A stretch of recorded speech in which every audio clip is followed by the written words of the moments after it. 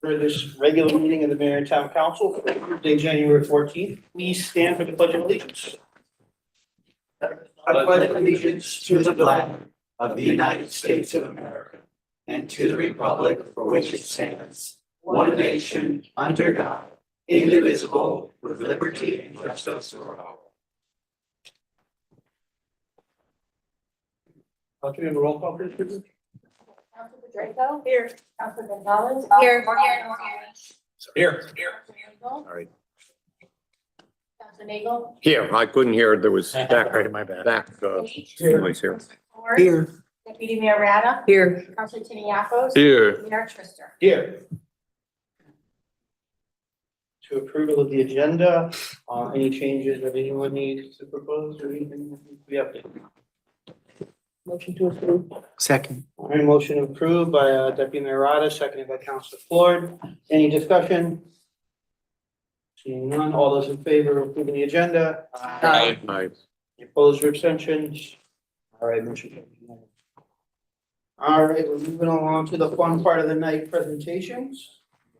Tonight we have a very, very special presentation. We are honoring our past members of the town council and former mayor. I think what we do here is all volunteer. We come here and we take time out of our lives to do this. And it's important that those people that do this and put in time are recognized. So I think tonight it's a great opportunity for us to recognize those folks. We're joined by former Mayor Beth Albuno, former town councilor Nick Camillo, former town councilor John Donahue, and former town councilor Dr. Sharon Braverman. We are here to do that tonight. We have proclamations forthcoming for you folks. In addition to the beautiful chair, when you were doing proclamations. But at this point, I just kind of wanted to open it up for council for discussion. I know everyone, I'm new, so I know a lot of people here have served with you folks, so it'd be good to hear what everyone has to say. So I will open it up for councilor comment. Councilor Pedrego. Okay, I'll start it off. I congratulate each and every one of you, seriously. A lot of what I have to say about each of you individually really does apply collectively. And as Mayor Trister said, being on the council, you don't get any monetary rewards. You do get a lot of public criticism and it's long hours, but all of you stepped up to serve because you're committed to the town and its residents. Just a few individual highlights. First of all, Dr. Braverman, it's so good to see you. I want to thank you for your years of service, not only on the town council, but you served on the Board of Education. 12 on each. 12 on each, 24 a year, holy moly. Well, you were a fierce advocate, both when you were on the Board of Ed and on the town council for the Newington Public Schools and the students and the teachers. And you worked very collaboratively across party lines. You have respect from both sides of the aisle. And you have a quiet voice, but when you spoke with reason. And you made a difference. So I want to thank you for that. Mr. Camillo, thank you for your service. You stepped up and served because you cared about the town that you not only lived in, but you had a business in. Thank you for your service. And you also not only on the council, but you were on TPZ. And you also made very generous contributions to a lot of Newington events, particularly through the Parks and Recreation. So Newington was a better place because of the things that you did, your contributions of time and monetary resources. Councilor Donahue, shown by your work on the town council and your additional activities that you really cared about the town. And you weren't afraid to speak your mind when you needed to. You were continually an advocate for transparency and communication and public engagement. And this is also evident not only by your work on the town council, but your leadership and your work and continued work on Newington Community Television, where thankfully you're continuing to serve in a leadership role and of an important organization that is dedicated to communicating and serving the residents of our town. So thank you very much for your service in the past and continuing to serve. And now Mayor Beth. It's clear from your years of service as Dr. Braverman on the Board of Ed, as a town councilor, as a deputy mayor and mayor, that you love our town. You've sacrificed a lot of personal time, both weekends and nights. Your husband is still with you. So I know we had conversations, and there were times, Scott, when you said, is it really worth it? But Beth said, yes, it was worth it. And you were committed to working towards fiscal stability and long-term sustainability of the town, but while continuing to move us forward with increased quality of services and facilities that our residents deserve. And you certainly left the town in a better place when you departed than when you came in. So I want to thank you for your service. And that's it, right? And I was honored to serve with all of you at some point. Thank you. Deputy Mayor Rod. Yes, you've said it all. For all of us, but yeah, as I worked with all of you during my first term on the council, Dr. Braverman, you sat to my left every meeting. And I certainly learned a lot from all of you. You all had so much more experience, and I'm glad that we can continue to hear your voice and that you're participating continuously as often as you can and wherever you can for the good of the community. And I think that's the goal of all of us. We don't always see eye to eye. We certainly don't always agree, but I think we generally all have one goal in mind. And I remember it was my first year poll standing, and it was before I even became a candidate. I was poll standing with John Donahue, and we were chatting, and you had on your shorts and a red, white, and blue shirt. You always have. And we're talking about being on the council and how much of there was such a learning curve. And I feel like I'm still learning, but have learned from all of you and will continue to learn, and hope that, you know, those of us, as we gain more and more and more experience, that we at some point in time will be sitting out there and will have imparted maybe a tiny bit of wisdom to other folks that are going to be coming along. So thank you all. It was, as Gail said, an honor to serve with all of you, and congratulations. And I look forward to seeing how you're all going to sit in those chairs. Councilor Tiniakis. I didn't have the pleasure to serve with any of you guys. And I don't even have like a full term underneath my belt, but having done what I've done so far really puts it in perspective to compare myself to you guys who've put years underneath this. So if anything, it's admirable the amount of time and effort that you guys put into this.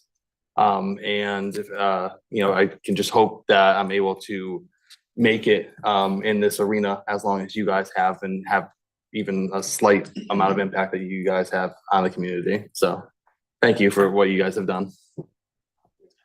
Thank you, Councilor Floyd. Thank you, Mayor. I also have not had the real pleasure of serving with anybody here, but I should say, I'll go one by one as Councilor Draco did. Starting with you, Dr. Braverman. I first had the real pleasure of meeting you when I was a student representative on the Board of Education in high school. And I didn't know left from right. I didn't know, up from down. I was there to, frankly, get out of the house a little bit more in the evenings. And watching your grace and your presence and your knowledge of this town over as long as I did was a true inspiration. And it stayed an inspiration for me and still is today. And seeing you today, I was frankly starstruck, and I still am whenever I see you, because of the service that you've provided to this town and the real institution that you've become in our community. So I want to thank you sincerely for that. Councilor Donahue and Councilor Camillo, I didn't get the chance to serve with either of you, but in the small interactions I have been able to have, the humor, the kindness, the grace, the ability to just kind of enter a conversation, you showed that to residents across this community when you were members of the council, and our community was better for it because you were able to connect with people and be there for people and support them even in their times of need. And Mayor Del Buono, I've gotten the chance to know you a little bit more, And it's no secret, I think, that there are few people who have served in that role with as much experience as you came into it with. You have touched so many aspects of this town. And I just am sincerely grateful for your service, and our town is indebted to you for the service that you provided. So I will leave it at that. Hope you enjoy your chairs and let us know if you need it. Thank you, Counselor. Counselor Nagel. Thank you. I'm happy to have known all of you personally, as well as being on the council outside. And it's been a long time coming to get these chairs. It's just the way things happen. And I'm so pleased that you're being honored with a symbol of the town of Newington. I want to mention a few things for each one of you. I will try to be brief. You know, that doesn't mean I will be. But you know, there's a lot more than what I'm saying that I think positively about all of you. Sharon, I've known the longest. I've known Sharon over 41 years in one capacity or another. We even shared a physical trainer at LA Fitness for a period of time and shared conversations over him. But then as time went on, Sharon, I got to know Sharon both through the Board of Education and also on the town council. She has always been a fair, honest, straightforward person who speaks, whether I agree or not, what she truly believes in is an asset to the town. So Sharon, it's good to see you again, and congratulations. As for my friends, that you are my friend too, but as for my friends that I've shared, hopefully close relationships over the time that you've all been on the council. I'm deeply appreciative of that, and I believe we've all tried to work transparently and honestly, whether others think so or not. John, I appreciate your honesty. Met you first of all through NCTV, I believe, and how straightforward and honest you are in council meetings. You have always said what you meant. Everyone knew where you stood, and you always very straightforwardly stated your point of view in a very honest form. So I appreciate that and still do. Mr. Camillo, I've dealt with you in terms not only on the council, but also in aiding you in races that you have managed to volunteer for. And I know that your service to the town, not only on the council, but also for your philanthropic endeavors and dedication and deep love for the town is still there. And I appreciate that and all that you've done while you've been on the council.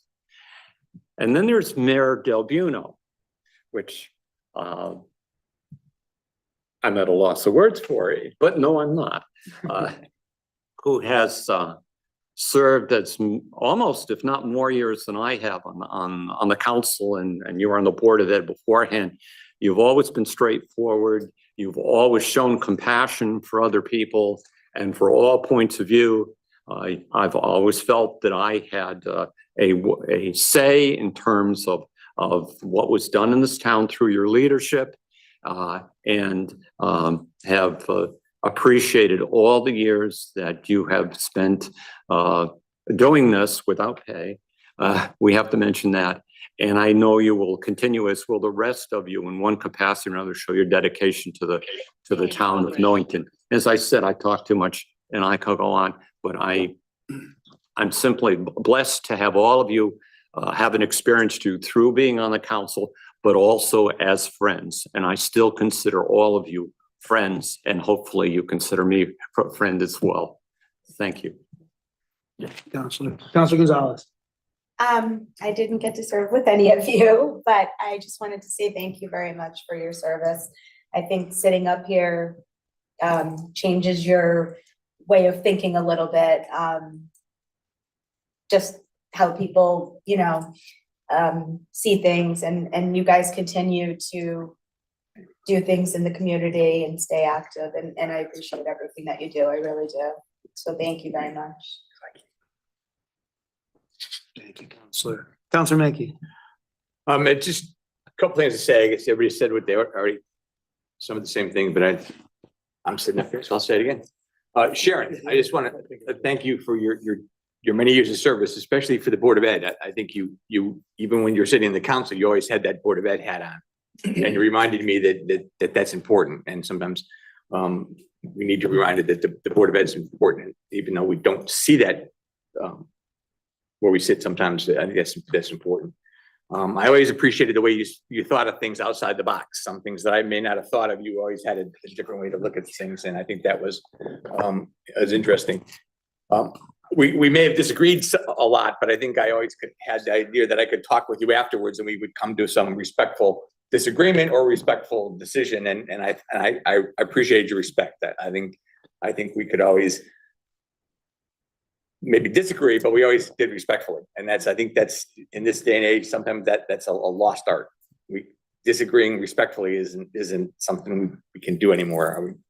And I appreciate the fact that you and I could do that. We probably ended up agreeing more than we disagreed, because then we could talk it out and said, I agree with it. Now that I get it, we understand. And I think that's probably, sometimes I wish we could do more of that. Mike, you're one of my new friends.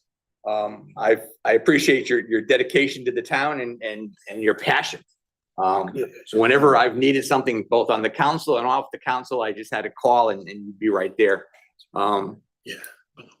I think that speaks volumes for your dedication to this town and to the people in this town. Your years of service on the council and before that on TPZ and other boards and commissions speaks volumes. John, you and I have been friends for a long time. We've been over some many rough roads camping and before that, literally on the town council. I've always considered you a friend for many years. As anybody said, you speak your mind. There's no question. Anybody knows where you stand on an issue. You let us know quickly. But more importantly, it's fun. I think if any of us that sit on this table for very long know that if it's not fun, there's no sense doing it. You have to have some fun doing it because there's some important issues, but you have to do it. And you have to have fun doing it, because if you don't, it'll eat you up. And it's interesting that out of the 4 chairs, 3 are rockers. Because maybe one's a rocker, but it's a broken rocker. And maybe because I think if you sat here long enough, you're probably off your rocker. Because if it isn't fun, this job and sitting here, I think will certainly eat you up after a while. And so I think it's important. And Mayor Beth, I would just want to thank you for your leadership to the town and your dedication to this town.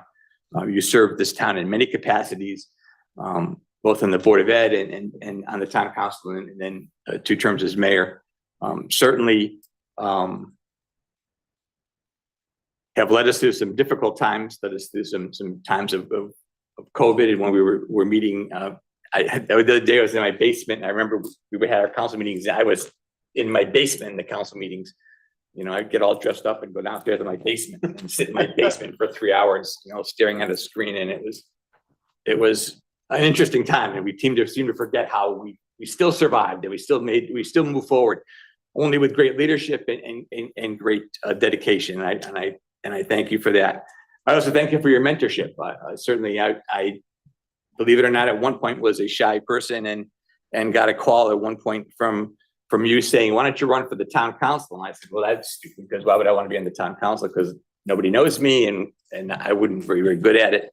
But you convinced me that I could do it, and you still mentor me as time has gone on. So I've appreciated that. And so I want to just thank you all for sitting at this table, or one of these tables, or a table like this for so long. We don't get paid for this. I think some people out in the public think that we get paid. I know when I first ran for office, my staff in my office thought I was going to quit my job because now I had a paid gig. And I said, "No, this doesn't pay." And they said, "Well, why would you spend so much time running for office? Didn't make any money at it."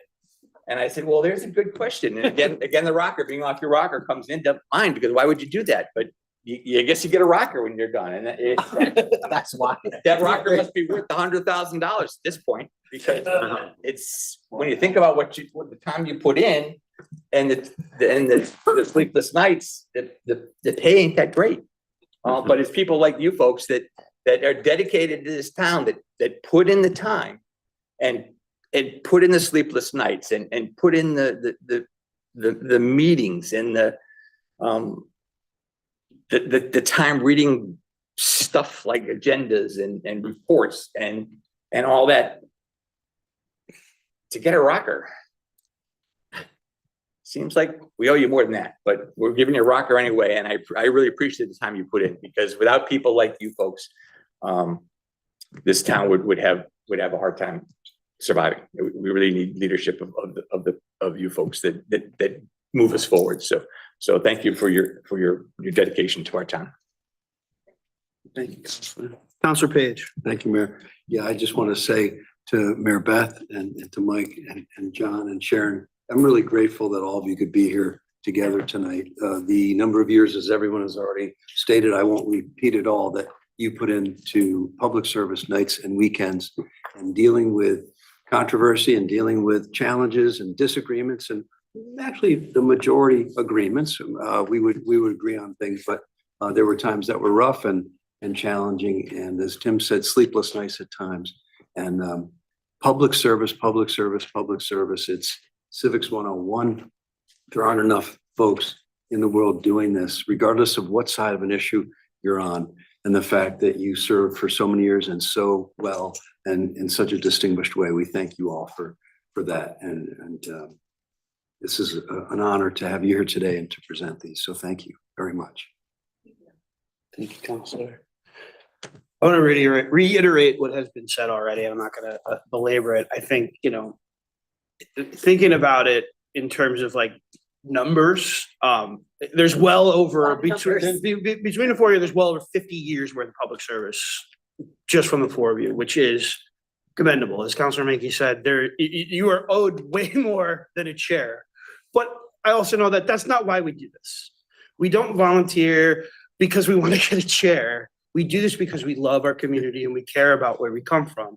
And I think that's why, it's so important that we honor and remember all of the work and the effort that was put in by those before us. So I think, thank you all for your service and your years of service. The town would not run and we couldn't do it without volunteers. So to that testament, we say thank you and we're appreciative. As you said, we will have proclamations prepared for you guys soon, but We have, I didn't know. yeah, what do you want to do? For the Senator had. Should we open up the floor to folks who want to speak? Yeah, if folks want to come up and speak. Public comments next anyway. Right? Yeah, that's true. That's true. We should. Yeah, like any presentation. Public comments next time, so we speak. Okay, so we'll go to public comment, then let them speak. Okay, very good. Should have the last us. Okay, very good. So what we will do then is move on to public participation. Yep. Anyone, actually, I do have a couple of things I want to address before we jump right into that. I just want to reiterate a couple of things in terms of public participation. On our meeting of April 9th, 2024, the council passed rules of procedure. One thing I want to reiterate for those folks in the room is one of the rules that we passed is that speakers should avoid personal attacks or impugning or alleging an improper motive to any person. Town council will not engage in a dialogue during public comment, and speakers should not expect a back and forth dialogue. We have 4 minutes of speaking time for folks who wish to speak. At the end of 4 minutes, I will step in and remind you that you need to wrap it up. If it does not get wrapped up, I will point to Scott and he will cut off the mic. That being said, I will open up the floor to public participation. Anyone in the room who'd like to speak in public participation, please come up to the desk. Oops. Or do you want to do that during council? Yeah, that's fine. Okay. Yep. Please come up to the desk, state your name and address for the record. If you're on Zoom, please use the raise hand function in Zoom. Our honorees, we would ask that if you guys like to say something, just let everyone else speak first and then so we can hear from you guys last, if that's okay. Go right ahead, sir. All right, good evening. Gary Turco, 98 Williamstown Court, Newington, State Representative for the 27th District. Thanks for the opportunity to participate today. I wanted to offer my congratulations and thanks to the former mayor and former town councilors here today. for their years of dedication and commitment to our town. And I know, their families that are here or listening, they probably spent a lot of time away from them, a lot of sacrifice. And I know from being a fellow public servant like you all do, it's a stressful job as well, right? Get few extra grays, some of us gain a few extra pounds, whatever way you deal with the extra stress. And, it's so easy, I think, for us to forget sometimes because we have this political system where we're Democrats and Republicans and, there's a lot of a lot of fighting that goes back and forth to try to get our side of issues to win. But so it's easy to forget we're all public servants. We all want the best thing. And that is for our community, for the town of Newington, to make Newington the best place to live. We may have different ideas on how we do that. And I really appreciate the mayor and the former town councilors for everything they did to make my home and all of our homes a better place, right? Because, we're grateful for all of the growth and progress we've accomplished through the years. And I know former Mayor Del Buono and town councilor, Camillo, you're not in my district anymore. I was going to say but you're all here, and town councilor John Donahue. You're all here in Newington still. I'm going to continue to see you, hopefully be able to collaborate with you, have discussions on different issues with you. So this isn't goodbye here. But former councilor Braverman and Hi Braverman, unfortunately moved to West Hartford, which made me so sad because I don't get to knock on your door and I don't get to bump into you in the grocery store as much. Not that West Hartford's that far away. So we have to make some more time to be able to see each other. But thanks for all the time. And Hi Braverman, you as well for serving on TPZ and all different boards and commissions throughout the year. So thanks for everything you both did for the town of Newington for decades, living here and contributing. And, come back and visit and we'll come see you in West Hartford as well. So thank you so much for the time. Please do. Thank you, Representative. Good evening, Matt Lesser, State Senator for the 9th District. And I want to just echo my colleague, Representative Turco's comments and just express my gratitude to the 4 council people behind me, former Mayor Del Buono and the council members as well. No one is doing this, as others have mentioned, for the power, the glory, the enormous paychecks, or even those rocking chairs. Although I was looking and I was wondering, Representative Turco, maybe we could do something because I don't think former legislators get rocking chairs. But maybe this will be a start of something. But all of you have, in your service, made Newington a better place, and for that, you've got the gratitude of the residents of this town, and it's also the appreciation of me as your state senator. I'm very grateful. I know that public services gets a bad rap.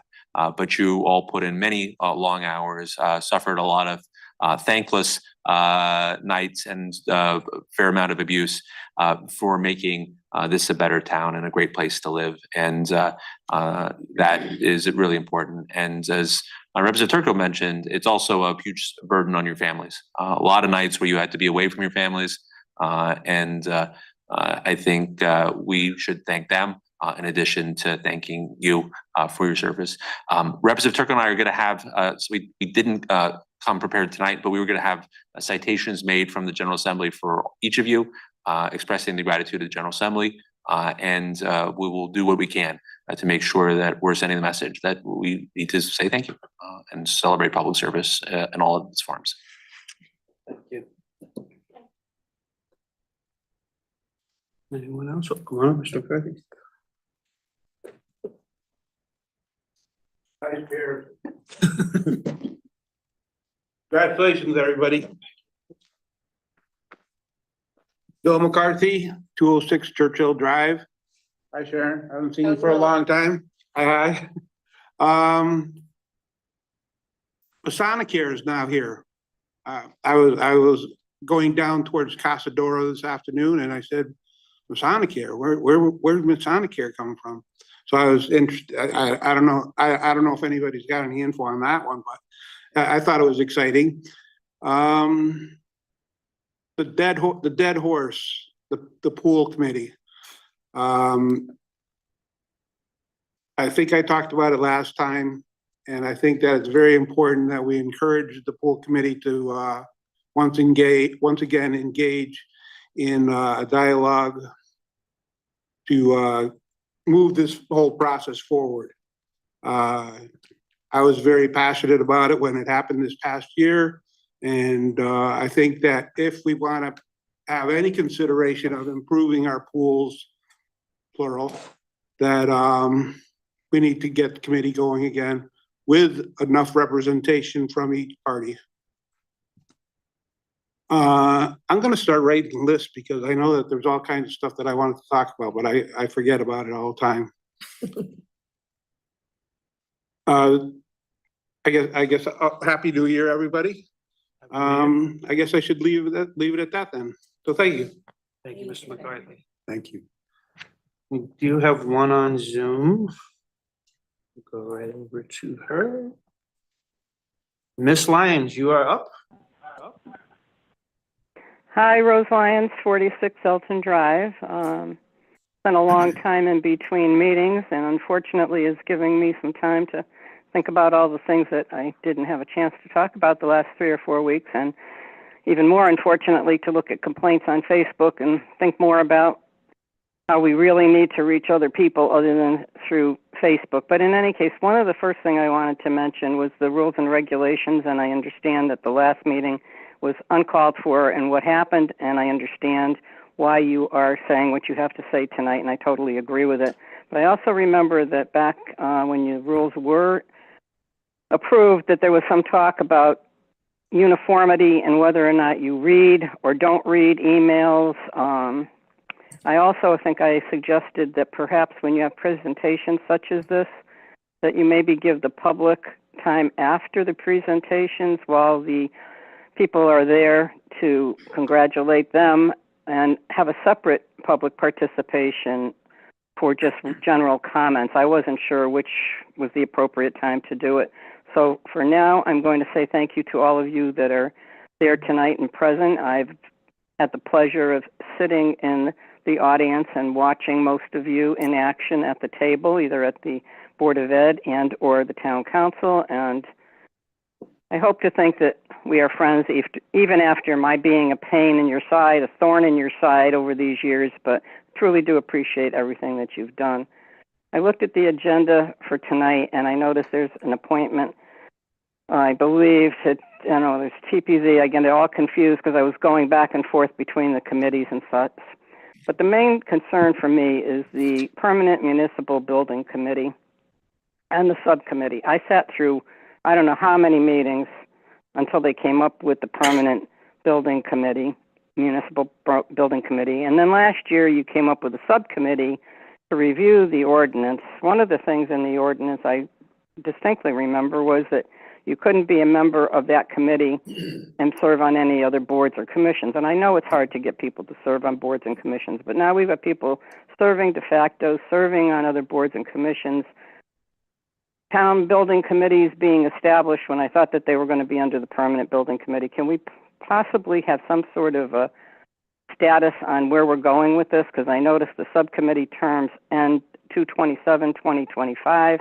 I just think either let's go forward and change it or get rid of it. That's my personal opinion. The other thing that I was wanting to talk about, just on personally, I'm appalled that some people in town think that they can just throw their junk to the curb. And I know that there's nothing we can do because it's not an issue of being blight, but I don't think it's right. There's got to be something that we can do. People are just disrespecting their neighborhoods and what they've been doing, just putting their stuff to the curb. Another thing that I'd like to talk about is the EOC and ask what the status is on that. There was some discussion on Facebook after these horrific fires in California about what would we do? Are we ready? And it was brought up, I think, by Geraldine Nagel that when Megan Mankey was here, there was some brochures published, and they were distributed to people, residents along the Cedar Mountain area. I was wondering if those are available for the general public. And I'd also like to know the status of some of the grants that we have had since 2018, Garfield Street, the New Britain Avenue area, Stoddard in Maine. If we could not have to go to different meetings and hear what they have to say at those meetings and just have it done at the town council meeting, I would appreciate that. Ms. Lyons, you're at And the that's 4-minute about it. mark. Thank you for everything. Thank you. You do. Appreciate it. Thank you. Yeah.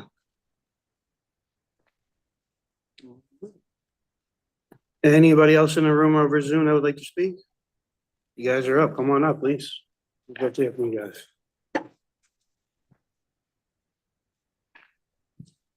John Donahue, 28 Maple Ave. I believe, Kim, when we were standing at the polls, I told you it was a 70% fun and 30% was not work. Now I've talked to my counterparts in the minority, and they said that that's a bad ratio. It's I was honored to serve the town.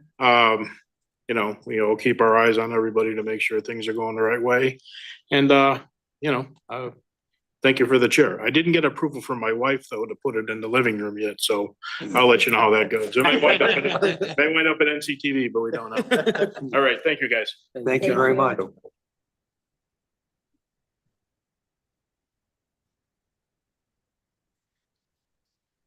Good evening, Beth Del Buno, 327 Walsh Avenue. First and foremost, I just want to say thank you for, for the honor of bestowing us with the chairs, and for your very kind words. It's been a pleasure getting to know some of you that I haven't worked with yet. And certainly for those of you that I have worked with on the council, and even on the Board of Ed, Ms. Braverman, it really has always been a pleasure. And when people talk about why we do this and they say, what do you mean you don't get paid, right? It's not for the chair, it's because we love Newington. And, I have no doubt that no matter what side of the aisle you're on or what side of an issue you're on, we all serve because we love Newington and because we want what's best. And whatever our opinions are, we all want what's best. And I truly believe that. Many of you touched on the number of hours and nights and weekends, and many a camping trip that I was taking calls and standing up on a hill at an angle trying to get a signal to take those calls from the town manager at the time. I came in thanking my family, and here tonight I have to thank my family again, because without their support and allowing me to do it, and being my cheerleaders, I never would have been able to do the 20 years that I did in different capacities along the way. So thank you again to my family. I've made some really wonderful friendships, and you guys all talked about me being the leader, but you all led me, and we were a great team. I never viewed it as me or you or leading or not. It was really us as a team. And I thank those of you that served with me on the Republican side of the aisle for that camaraderie and that team feeling that we always had together, and really valuing each other's opinions. Mitch and Kim, working with you guys, I know when you came in, you always said, well, we're new, we don't know, but I always appreciated the dialogue that we had. And when issues arose, I was able to say, hey guys, can I get you for a minute? We got to chat, and we'd sit down and we'd talk. I'd at least make you aware of kind of what was going on, and we'd figure things out together. And we didn't typically have big surprises, right? We came into this room, and whether we agreed or disagreed or whatever, we always knew where each other stood. And that was paramount, I think, in moving forward and making sure we were making the right decisions as best we could. So I really am appreciative of that. And for those of you that I haven't worked with and are sitting here for your first term, I wish you all the best. I know it's a learning curve, and I have a lot of confidence, and you've all shown already that you're doing so much in learning the role. And I like what you said. It's a different perspective once you're up there. Certainly. I think we all, I came in like, I'm going to change this or I'm going to do this. And then when you get up there, you're like, wow, there's a lot more to this than I knew. So, I hope those listening can see that and realize that this council and previous councils and future councils and boards of ed, it really is volunteerism at its best. And so I appreciate all of you just as well as what you said about us. So thank you for that. And Rose Lyons, I do consider you a friend. And I'm really was grateful over the years, whether we agreed or didn't agree. You've always brought a historical perspective that I may not even have had myself. And I thought I had quite a few years. So it's always appreciated for members of the public to come forward and let us know where they stand, because otherwise we're operating in a vacuum, right? So thank you to all the members of the public who have supported us over the years, and myself especially, with words of wisdom and with words of kindness and words of support. And thank you to all of you as you move forward in the rest of your term. Thank you all. Thank you. Oh, no.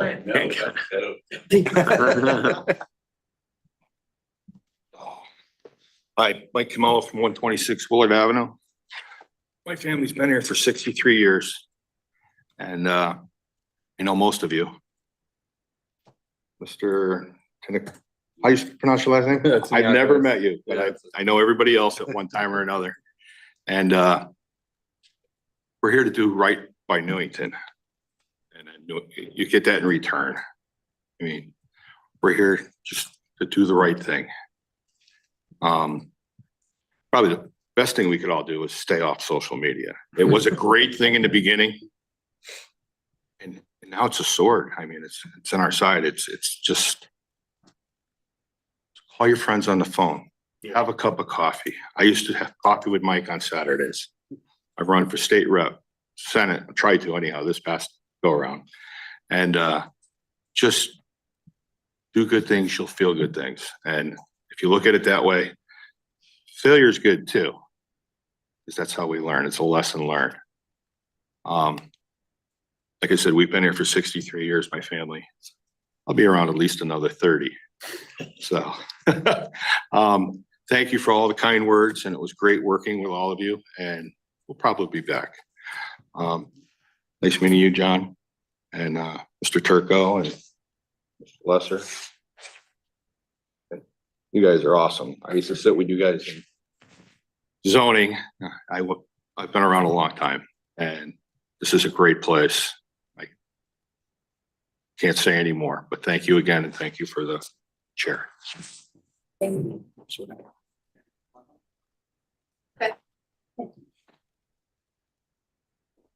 Thank you. Thank you, everyone. When I first went back to Central in 1989, I took a class, The Psychology of Death and Dying, with Bob Fitzsimmons. And one of the first things that you had to do was you had to write your own epitaph. And so the first thing I wrote was, "She made a difference." And I thought that that sort of described what I felt about myself. And I think it's reflected here, that the things that I've done, the dual enrollment programs, the initiatives that we brought forward, the collaboration between the council and the board, and the contentious and not so contentious budget meetings have all been to great fruition. And I thank you all for giving me the opportunity to serve. Thank you. Thank you. Thank you.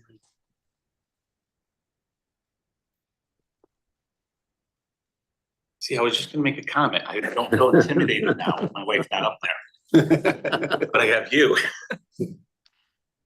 Scott W., 327 Walsh Ave, Newington, Connecticut. I'm gonna start this off with Sharon. I haven't seen you in a while. It's really nice seeing you. And I remember the times that you on the Board of Ed, you helped my daughter, and just you and my wife, it's two educators doing right for Newington, and it was fun to see. Thank you. I want to thank everybody. This is more of a story. I think my wife's wrong with the 20 years, but over the time, my kids only knew us as stressful, on the go, moving, box dinners and all that. Now our kids still come over. They know everybody. And it's interesting to grow to see everybody today. Even John Kelly, when he was a counselor, and it brought back of, you guys talk about getting together. We used John to close a house one time, and he, separate aisles. But in general, wow, long nights. These people come from our house, sit on my deck, and I had to mow the lawn. And how many days was I mowing the lawn when you're on my deck? I'm like, nope, I'm gonna do my own thing. It's been fun. And it is a lot of work. It took tolls on our family, but it's nice to see my wife going back on the commission. because I retired and I'm like, great, she'll be busy. Get out of my house. But, you know. More one- commissions, more. Yeah. I'm like, I retired and she's a school teacher. Now she's home for the whole summer. It's like, geez, go back to work. But things you don't know about her. She made dinner on that table every single night that before the meetings. Maybe because I was a little bit like I needed it, but you know, but our kids and all that, they learn from it. They realize it, and you know, what a great, you know, education for the kids. They learn what police officers are like. They learned what the councils. Most kids don't even know that today. And that was just part of their lives. But I want to say I love my wife, and it's great. You would share.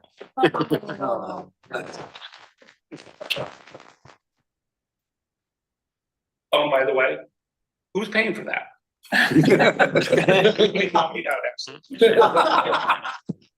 My tax dollar. We sent an invoice to your house. This is done with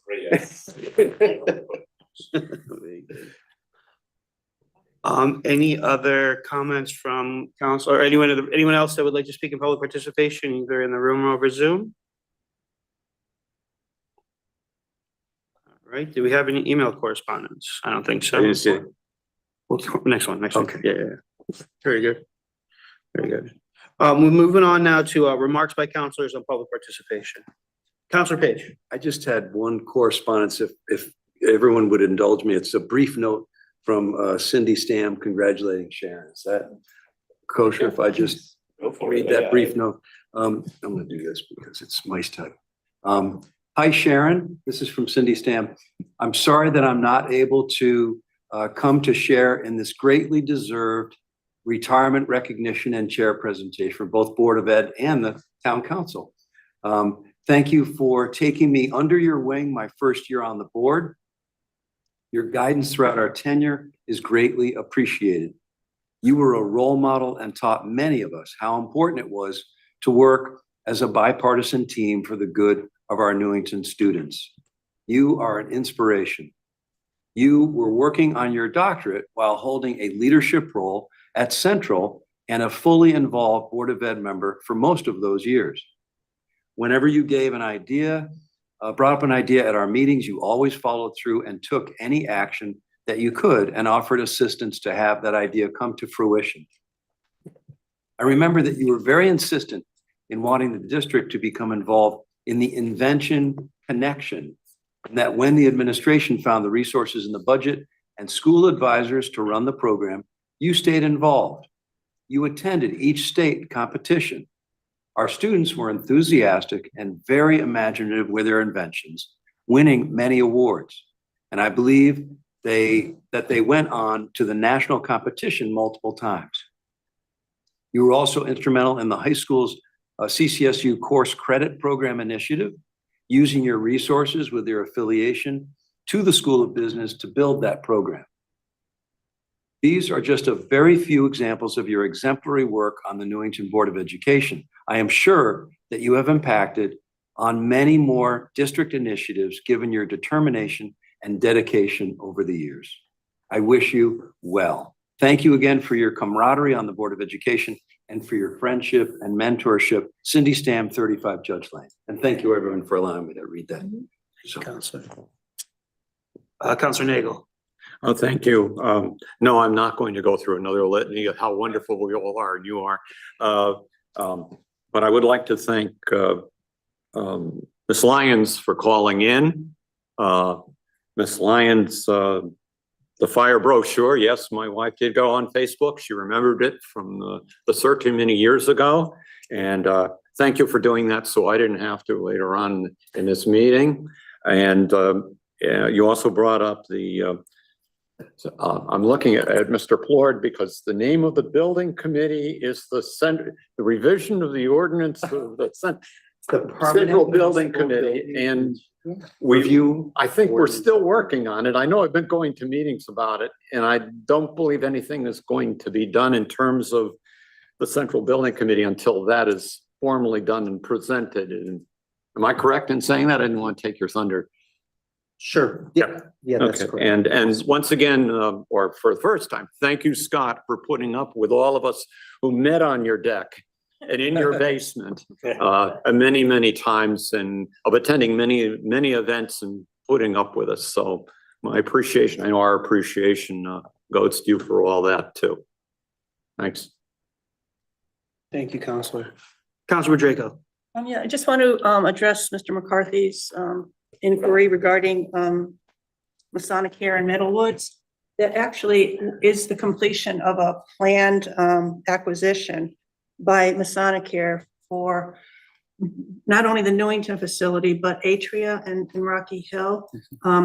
It actually completes a formalized merger of Masonic Care with United Methodist Homes. So the name has changed, but the tradition, whatever, will continue, but it was a planned acquisition and a merger. And as part of Masonic Care's strategy to expand their reach beyond their current facilities while maintaining dedicated high quality care to seniors. Thank you. Councilor Tiniakis. Everyone, what you guys said was very lovely. And then to Mr. McCarthy, I agree with you. The full committee should definitely get together. We had a tentative date this month. It was supposed to be this week, but that didn't work for everybody. And now we do have another tentative date before the end of the month. I don't think it's official, so I don't think I'm going to say anything, right, Jonathan? It's not like official yet. Are we talking about the pool committee? Yeah. It's gonna be the, I think it's the 30th, January 30th, it will be scheduled for. The 30th. So, and it should be in this room. So it's more accessible, more friendly for people to actually show up and not feel like they're on a sardine can over on the other side of the building. So. You're up next. Deputy Mayor Ron. Yes, I will say, just very briefly, I was going to make a comment also about the Permanent Municipal Building Committee Subcommittee. We'll blah, get blah, there. blah. I'll say. But I will, I'll defer to Councilor Plurd. But one thing that I would like is we've had things to say about all of our honorees. Our honorees have had a chance to speak, and the spouse of one of our honorees. What I would like to suggest is a round of applause for all of these folks and all the work you've done.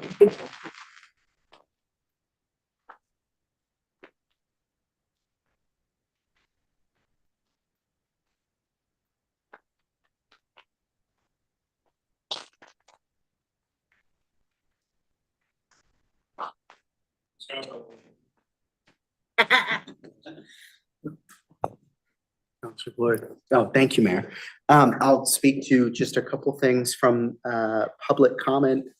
Bill, thank you for being here and thank you for your comments on the pool as well. I'll just reiterate and reaffirm what Councilor Tiniakis said that yes, I think the pool committee's got to meet ASAP, and I know that there are really committed folks on this updated, reaffirmed version of this committee that are excited to do real bipartisan work of finding something that actually meets the needs of the community and that also can pass and that also has the buy-in of the town of Newington. So that's going to be a long concerted process, but I'm really excited for that to kick off. Ms. Lyons, with regards to the Permanent Municipal Building Commission Ordinance Review Subcommittee, that process is ongoing. We've just finished our 5th draft of that ordinance. So we've been doing quite a lot of work on that. And we've again just finished that 5th comprehensive draft. It has gone to legal review, I believe, and it's still under legal review. Once we get that back, we'll make any changes that need to be made per that legal review, and we'll move this forward. And I just want to say, as a part of that process, a huge thank you to our new assistant town manager, Lauren Rhines, who has been so tremendous in supporting that work and being a part of that process. So I'll say that. And I had one last thing here with regards to people throwing junk to the curb. I know Ms. Lyons mentioned this. But I think as a part of I'll just say this for the record, that I think as a part of our budget process, we talked a little bit about this last budget, but I think we should have more of a discussion about what authority, what authority our highway department in particular actually has to identify the data around if people are dumping. There were some claims made in our last budget around, those numbers having gone down. And I don't think necessarily that we have clear information to that regard. So I'd like to dive into that a little bit more, because it is shitty. And, with no pun intended, it's gross and it's not great. It's not a good look for our town when people are throwing crap all over the streets. And I'll leave it at that. Thank you so much. Thank you, Counselor. Thank you, Mr. McCarthy, for your words tonight. Thank you, Ms. Lyons. Particularly both of you, thank you for always coming to the meetings and engaging. It can be lonely up here, so it's nice to have faces that are here every time and voices that we can count on consistently to keep us in line. So appreciate that. Happy New Year to you both. I also, I neglected to, I wanted to, when you were speaking, Scott, it really touched me, because I think, it was stated that, our families go through a lot, but I was thinking about my wife when you were up here, you guys go through a lot. And so, I want to thank you for your service too to this town, because you go through a lot. So I wanted to make sure I made that clear. But that's, all I had for this tonight. I appreciate everyone who came out and spoke and everything you all had to say. Thank you all. Any other remarks from counselors on public participation? Just thank you to High Braverman. I think someone mentioned your name. For being that, not only that spousal support, but also everything that you've done on different boards and commissions. You were here. I remember my first term seeing you sitting in one of those chairs at every council meeting. Thank you Reading a too. book. And Scott, you were over in that corner usually.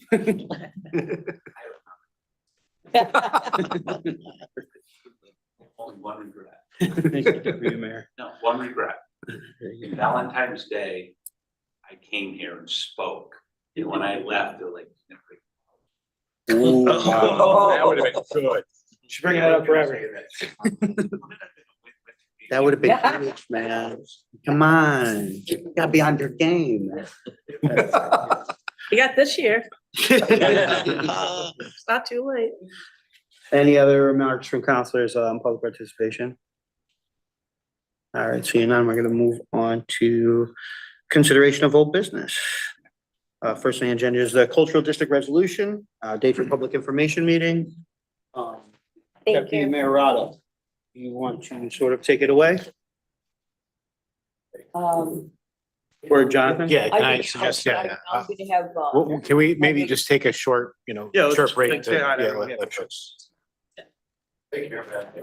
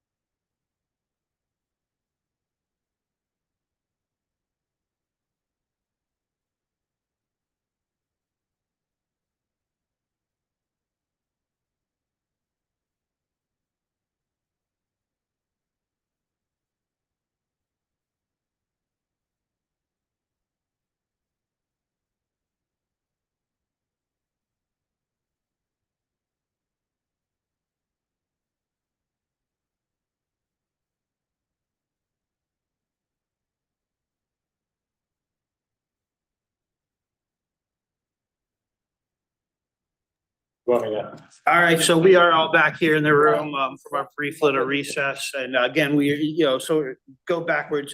We are on old business now, item 7A, cultural district resolution and date for public information meeting. Sure. So John, the, bring us some- what we've teed up here is sort of something under old business, something under new business, but they kind of are the yin and yang that go together. As you may remember, in October, there was an introduction of the cultural district resolution at I think it was the October 22nd meeting. Subsequent to that meeting, we were informed by the State Office of the Arts, which is part of DECD, that our original plan to have the governing body of the cultural district be a nonprofit, that wasn't allowable by the state. It had to be something affiliated, the commission affiliated with the town. So we went back to the drawing board, dusted off the resolution. And so before you tonight is a amended resolution that makes clear that the town council or the town intends to create a commission, a town commission that would oversee a cultural district. It also makes clear, and this is another step we missed, that there has to be a public information meeting about this resolution. And what we'd like to do is have that public information meeting on Tuesday, February 4th at 6:30. And so that's basically the revised resolution. Under new business, there'll also be a proposed ordinance that this sort of informal working group of engaged citizens has presented or has come up with about the composition of the actual commission, of the cultural district commission. So there's sort of two pieces. First, under old business, looking again at the resolution, and then under new business, there'll be a preliminary discussion about a possible draft ordinance. So I'd like it, we'll get to that under new business. I mean, actually under new business, but for right now, it's just consideration of this amended resolution to create the district. And then I also have, obviously, Kim, Gail, and Matt have been intimately involved in this. In addition, we have Paul Dixon on the call if folks have specific questions. Is there a date for the public information meeting? Yeah, so the intention was, and it's actually in the resolution. Okay, very good. Tuesday, February 4th at 6:30. Very good. Be here. Deputy Mayor Rada. I would like to say, number one, that I am so appreciative of the support that we've experienced and that we've heard to date, not only from members of the community, but also staff here at Town Hall. Paul, thank you. I see you up there. And our town manager, Jonathan. We have been working very hard, very diligently. It all started with a conversation over 2 years ago with the Newington Art League. And it has bloomed and expanded into what we're working on now, never forgetting the Newington Art League.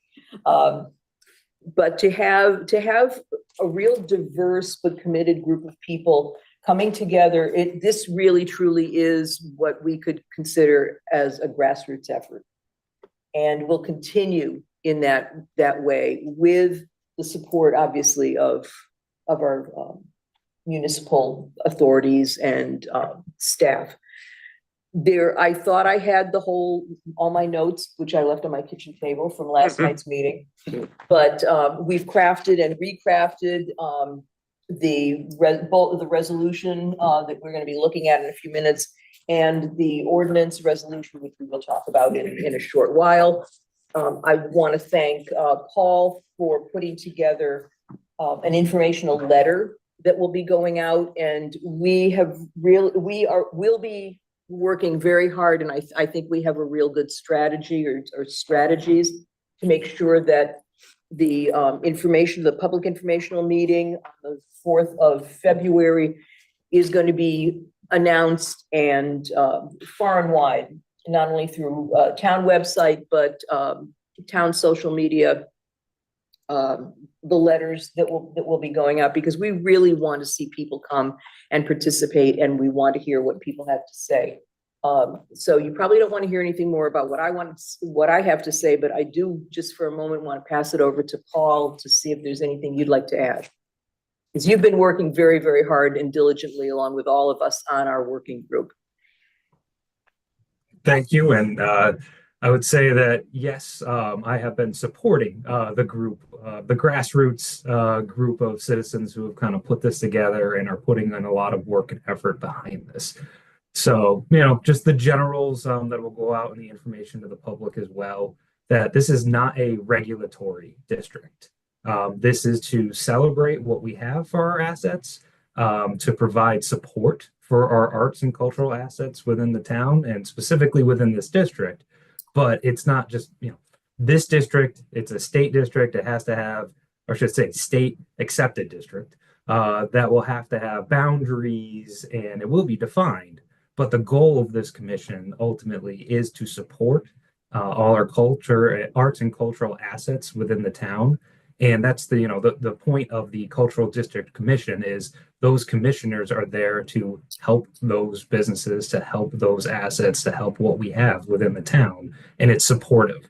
So this is not something that's meant to put any more restrictions. This is something that to support what we have, and also potentially if the state continues to fund these different types of programs, and they have continuously put forward funding or attempted to put forward funding for this, that the more communities that come online and recognize and support their cultural assets, the more resources can be allocated towards this. And again, we're not talking about specific town resources, we're talking about state grants and things through the arts to support the businesses and actually add more would be the goal and add some additional vibrancy to the town. Thanks, Paul. Thank you, Paul. We have some hands up. Counselor Menke. Yeah, I'm excited about this. I think this is something new we haven't tried before, and I think it's going to be pretty cool. I think it's I did drive around with a map last time and kind of looked around where all these things were. I did get almost a couple accents, but it was interesting to see where the map kind of lays out, and I think that was interesting. The only thing I would just looking at it, I would just say on the second, whereas from the bottom, I would put February 4th, comma 2025, just because it kind of seems like it hangs out there and it's kind of lost. I would just add that just because. But it looks, I think this is exciting. I think this is a good thing, and I can't wait for the input on the 4th. Thank you. Councilor Floyd. Thank you, Mayor. Yeah, I'll just reiterate what Deputy Mayor Rada said and thank her so much for her hard work and leadership, continuing to convene this group week after week and month after month over a long period of time to get us to where we are now. I think this is so exciting, and it's been all the better because it's been completely bipartisan, and everybody's been amicable to changes and to going in a new direction. It's been a really fluid process, but we've gotten to this point, and I'm so glad that we have.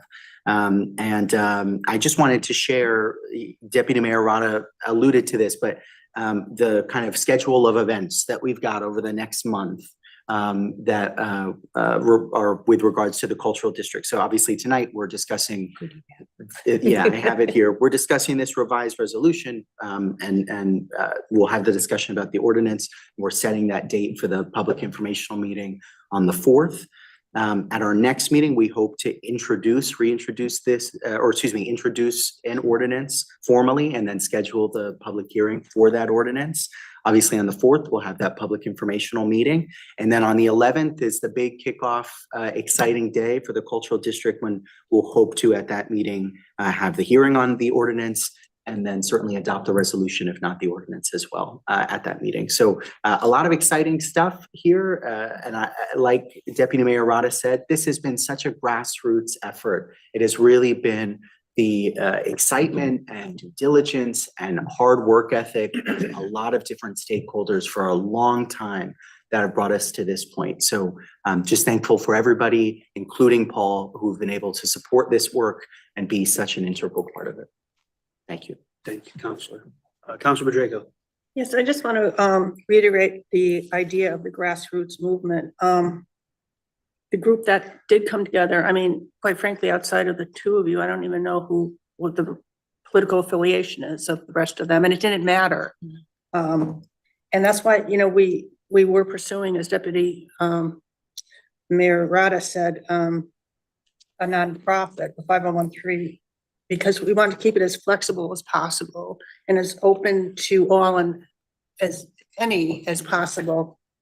And keep it outside the boundaries of politics. But unfortunately, in order to get the official designation and the blessing of the state, we kind of had to change direction a little bit and make it a little bit more formal, add a layer of bureaucracy, quite frankly, and a little bit more prescriptive on membership and rules and whatever. But, you know, we are hoping that despite, let's say, maybe the more putting it into a box, we'll still be able, through rules, procedures, whatever, operate where it will certainly be inclusive and welcoming to any and all.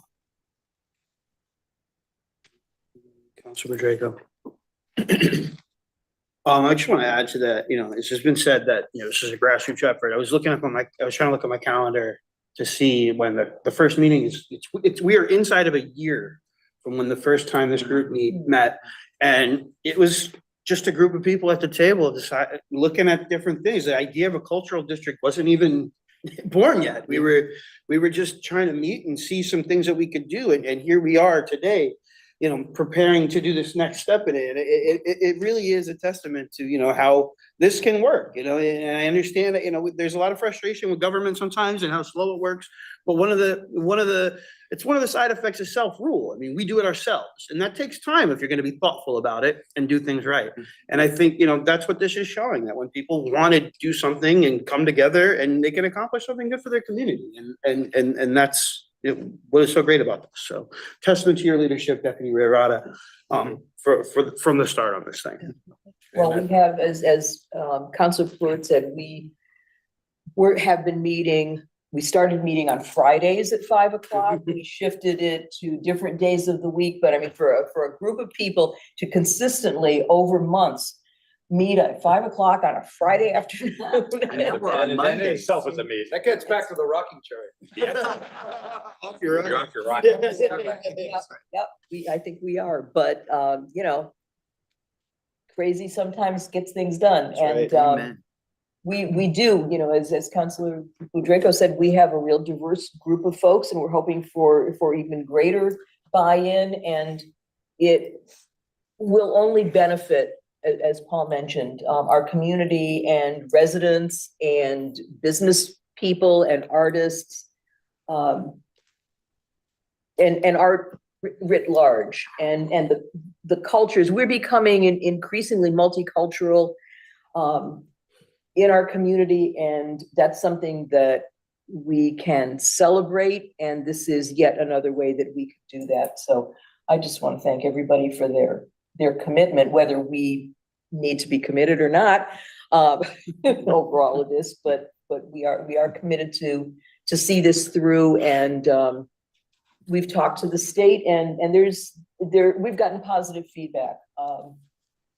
This isn't a state initiative, and they appreciate and I think look forward to communities moving these types of initiatives forward. Yeah, thank you, Deputy Mayor. Any other comments from councilors on this? Not voting, so we're just gonna leave it up. All right. Concludes old business. We will move on in the agenda to tax refunds, item 8. Councilor Plord, would you please read the resolution? Sure.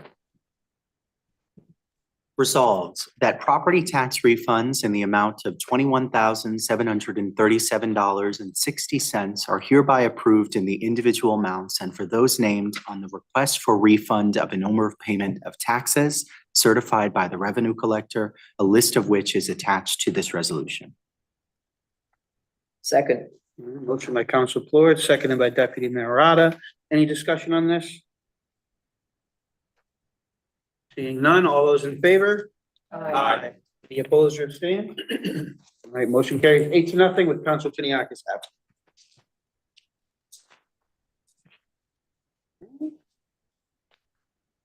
Moving along to item 9, minutes from previous meetings. Anything on there, any questions, anything changes anyone has, about the minutes from the December 10th regular meeting? I would move to acceptance. I would second it, All right. just so you know I read it. Right.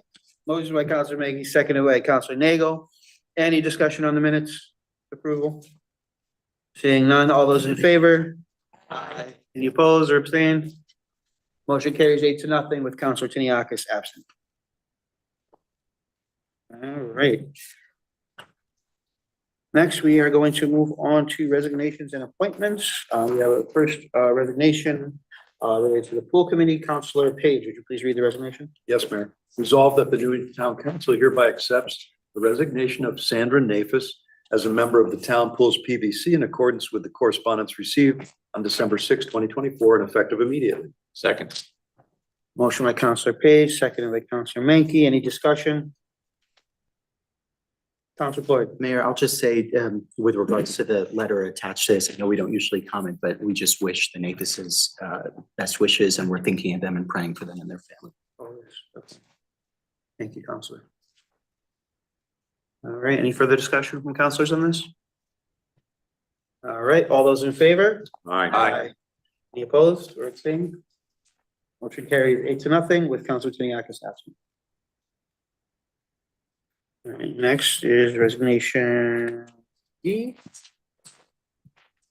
Counselor Deputy Mayor Riley, please read the resolution.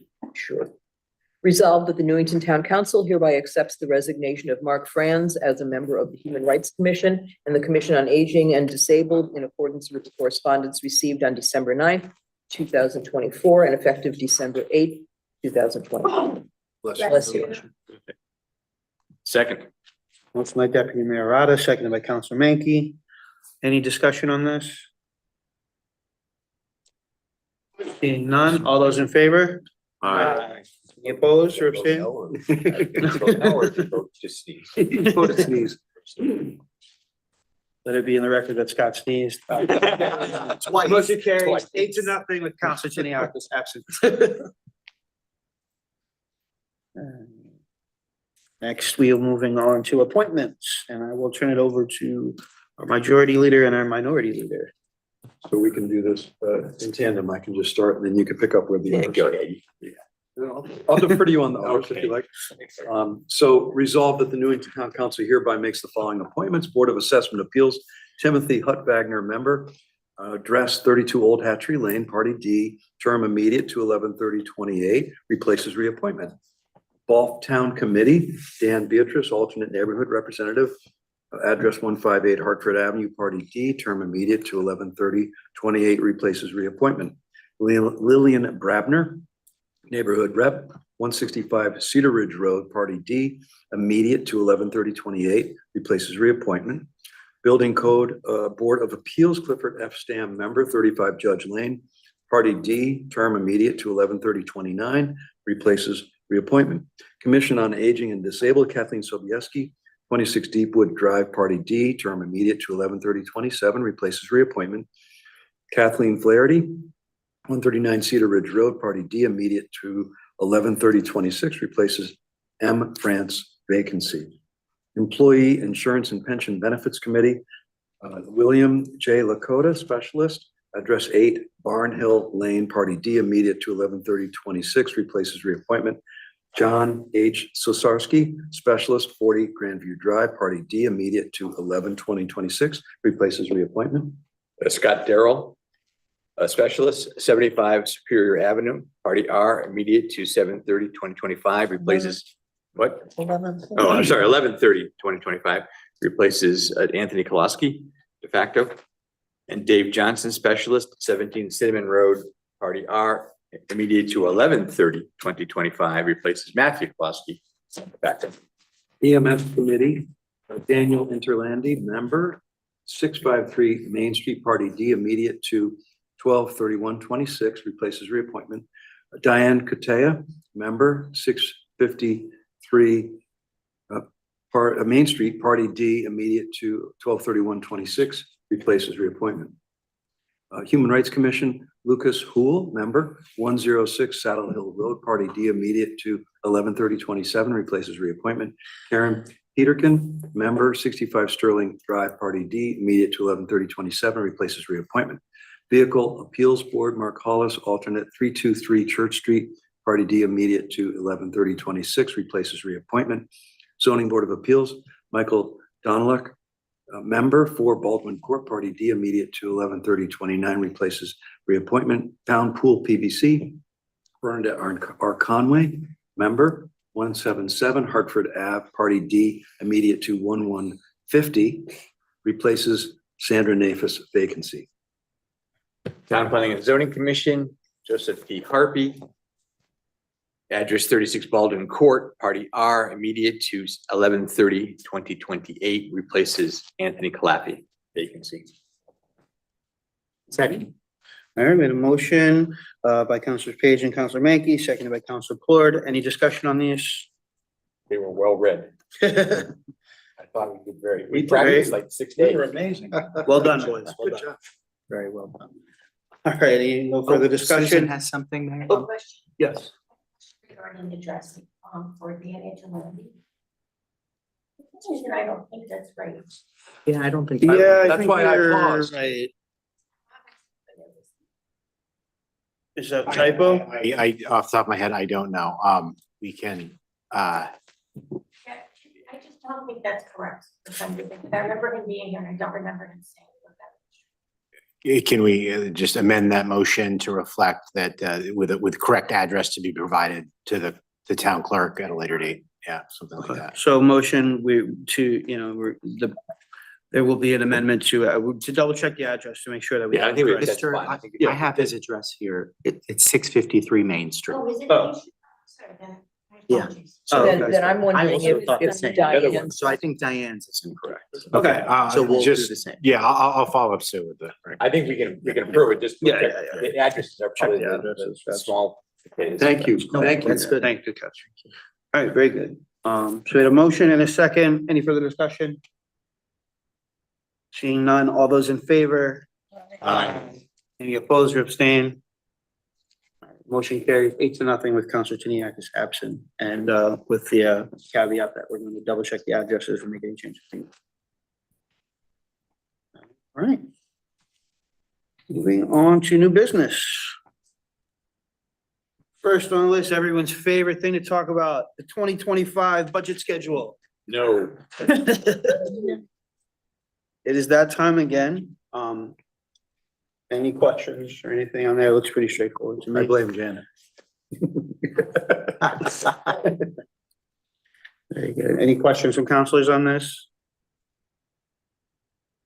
Good to me. All right, seeing none.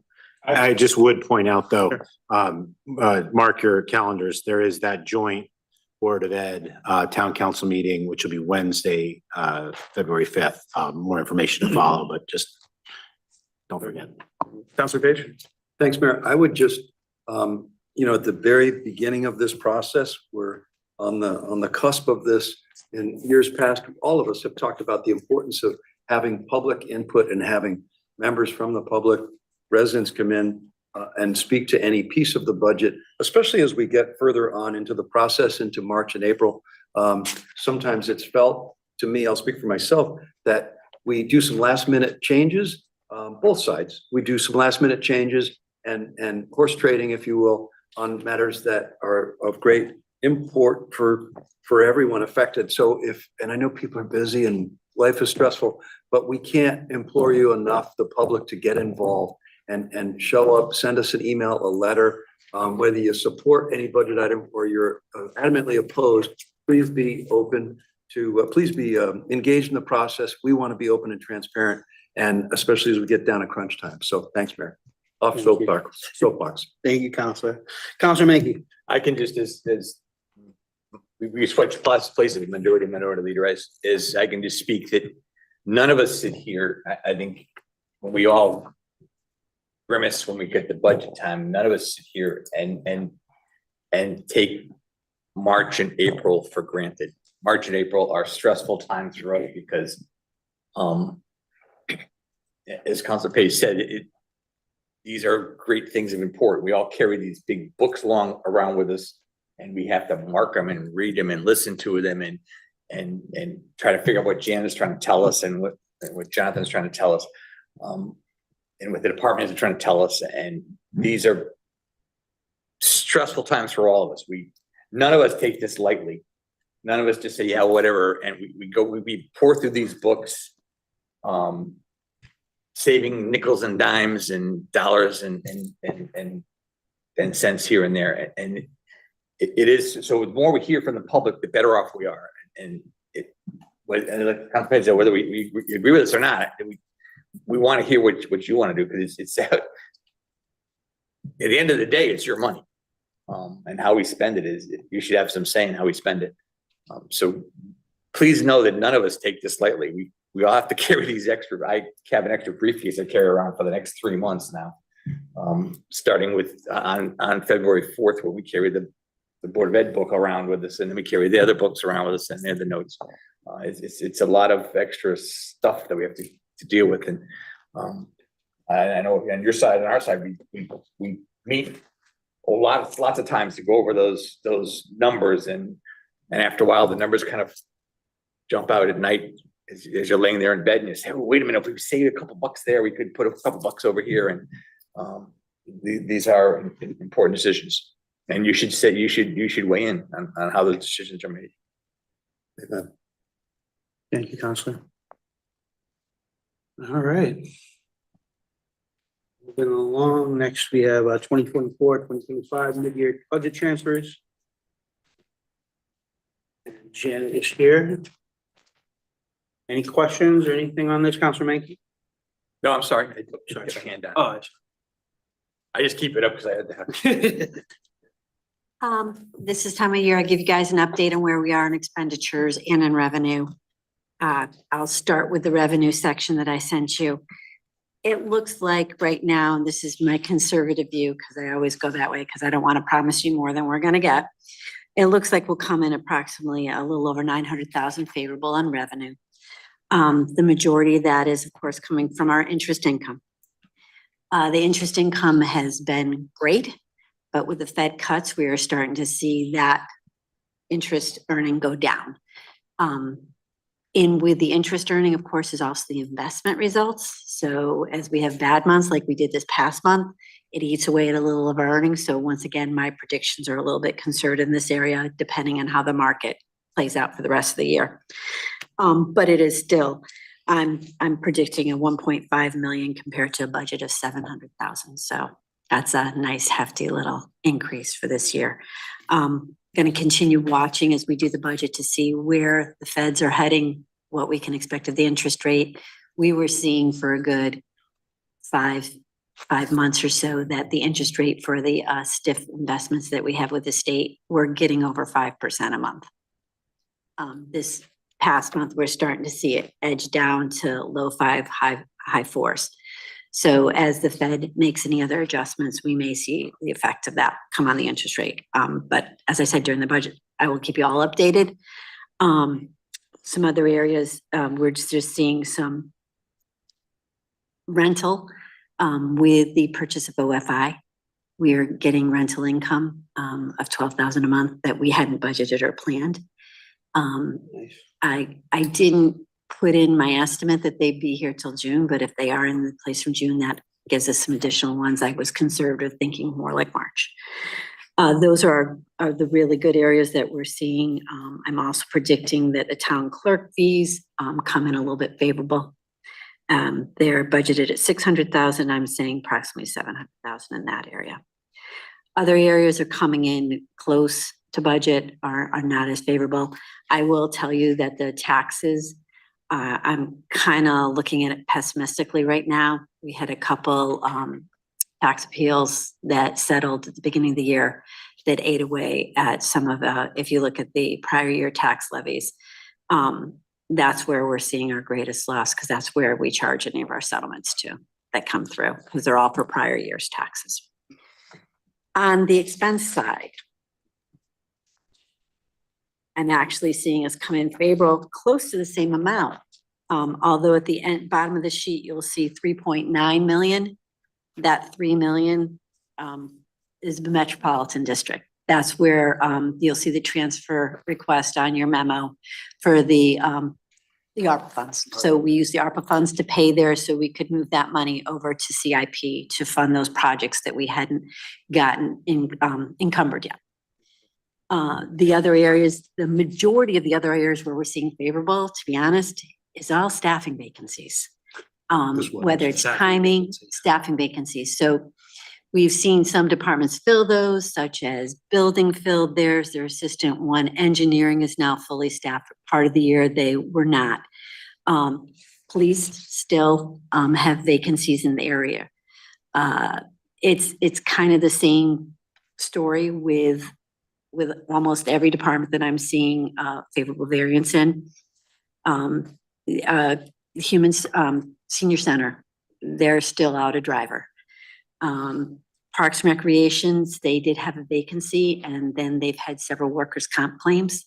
So that's giving us a favorable variance there in that. Due to that, you're seeing in insurance and miscellaneous, some employee benefits be favorable. So if you look at that area, it looks like this huge amount, but also in with that. So if you look at insurance and miscellaneous, it's saying 497 favorable. But that 497 favorable also contains your $350,000 contingency, which will we be taking out to cover some of the transfers tonight. So in regard to the transfers that I'm requesting, there are a total transfers we're looking for of $269,635. These are all going to be coming out of that $350,000 contingency that you currently have. The first one is the town council. That is to cover the part-time clerk fees that we're running unfavorable to, and public notifications that we're running unfavorable for. The town attorney, we've had higher than expected attorney fees due to labor negotiations that we've been ongoing with ASME. And now hopefully that be wrapped up. But we also had, when we did this budget last year, we weren't expecting to negotiate with the Teamsters also. So that's ongoing for us for $35,000. Personnel, we're looking for $16,000. That's an outside consultant that with the vacancies with the police department, we have a lot of different exams, polygraphs, everything like that before we hire them. That is causing an overage in that area. Fire department, they're running high again this year in their pay-per call. I believe in next year's budget, we've looked at it and they've raised that amount to cover this circumstance in the future. Can you repeat that, their paper? Their pay-per call. Oh. Okay. Yep, their pay-per call. They're running much higher than we anticipated. Street lighting. We have, since I've been here, never been over in this line, but with the increases that Eversource gave us, which were much higher than we were expecting, we're looking and we're on rate to be about 24,000 over by year end. Hydrants, we kind of budgeted that a little tight, and MDC added more hydrants to our list this year. So zoning board of appeals, they're just a little bit short, but there's nowhere to take any money out of that one, and that is for public notifications. Conservation Commission, same issue, public notifications for them. They're running a little bit high. Economic development, we have a part-time clerk for their meetings that we're running a little over for, so that's $400. Park administration, with the approval of the ASME contract, there was a contract negotiation. Most departments, I didn't have to transfer money out of contingency for those increases in salary because there was vacancies in them to cover the increase. That's not the case with park admin. So I'll be running about 7,000 short due to those increases. And municipal insurance, we're running higher primarily in the workers' comp than we were in the past. Once again, I'm looking to take that full $269,635 out of the contingency. The other transfers that I am requesting on here are the ones we had discussed prior to this for the ARPA projects that we use the MDC money for. And all this transfer of $3,064,523.02 will be coming out of the MDC assessment line, expense line. They're to finish the project for the license plate readers, the COT system for the town clerk's office, the police admin vehicle to finish up paying for that, highway and parks garage for their assessment that they're doing, the fire museum heating and security system, the town hall drainage line. Before we had kind of pledged that money in case there's any issues underneath here that we continue to be watching and monitoring. The Camp Avenue resurfacing. The other drainage projects, I put these down as one because it's going to go to one expense line for Pheasant Run, Fisk Gilbert, and Brookside Avenue. The fiber optics and broadband transfer for 1.5 million. That's the biggest project that we're still fleshing out. There was a small amount of money left for downtown concert series for the 4,850. And there was unassigned grant funds of $65,037.84. I'm going to be transferring that over to the CIP balance, fund balance. So if you wanted to appropriate that for anything in the future, it will be there.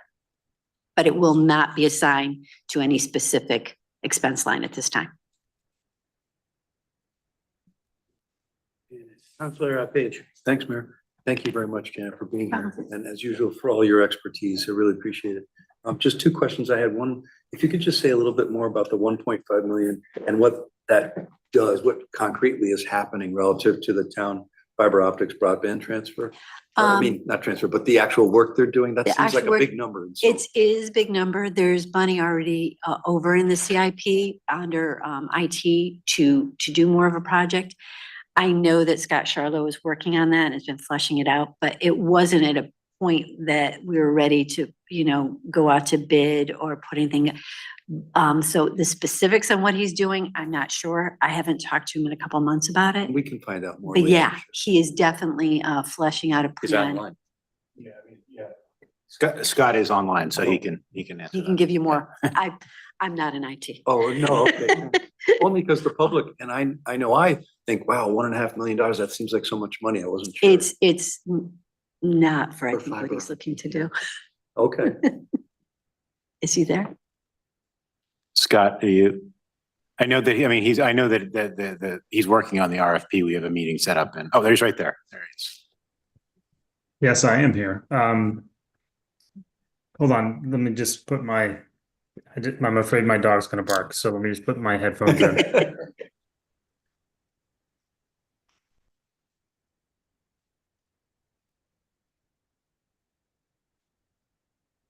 Oh, can't hear you yet.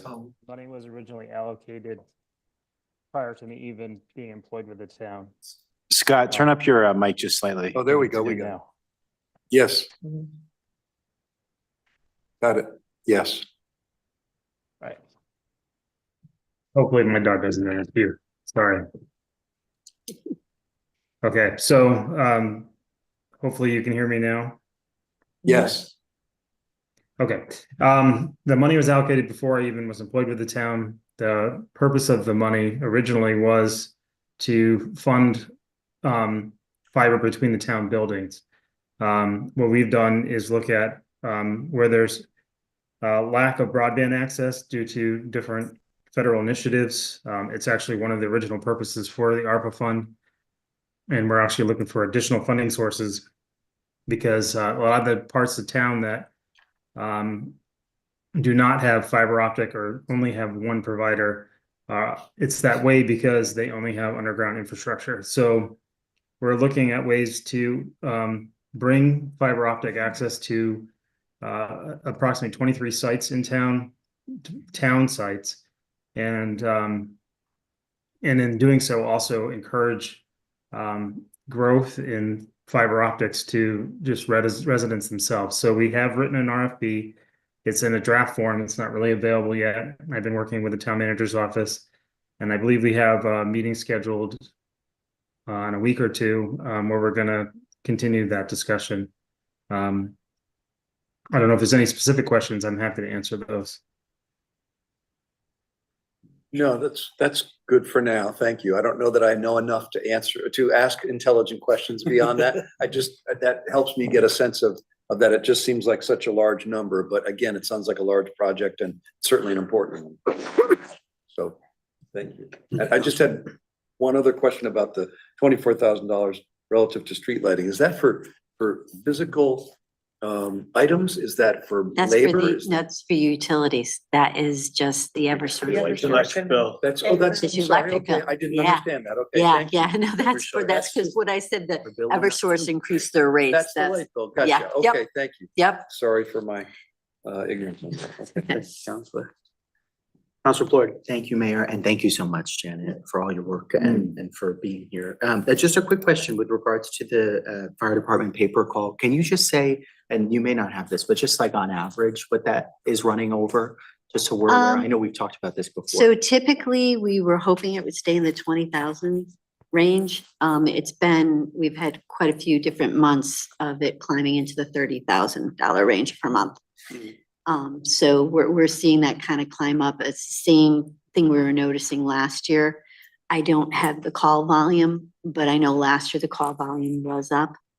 When I spoke to the chief, and I think it's the same issue we were seeing last year, when I spoke to the chief last year about this, it was also the number of respondents he's getting to the calls. So that combined with the call volume is causing an increase in the paper call. Got it. Thank you. Counselor Drago. Yeah, Janet, just a few questions. Sure. I'm just curious, it says for a reimbursement from for the school construction projects, for some older school projects. How much of a delay is there usually?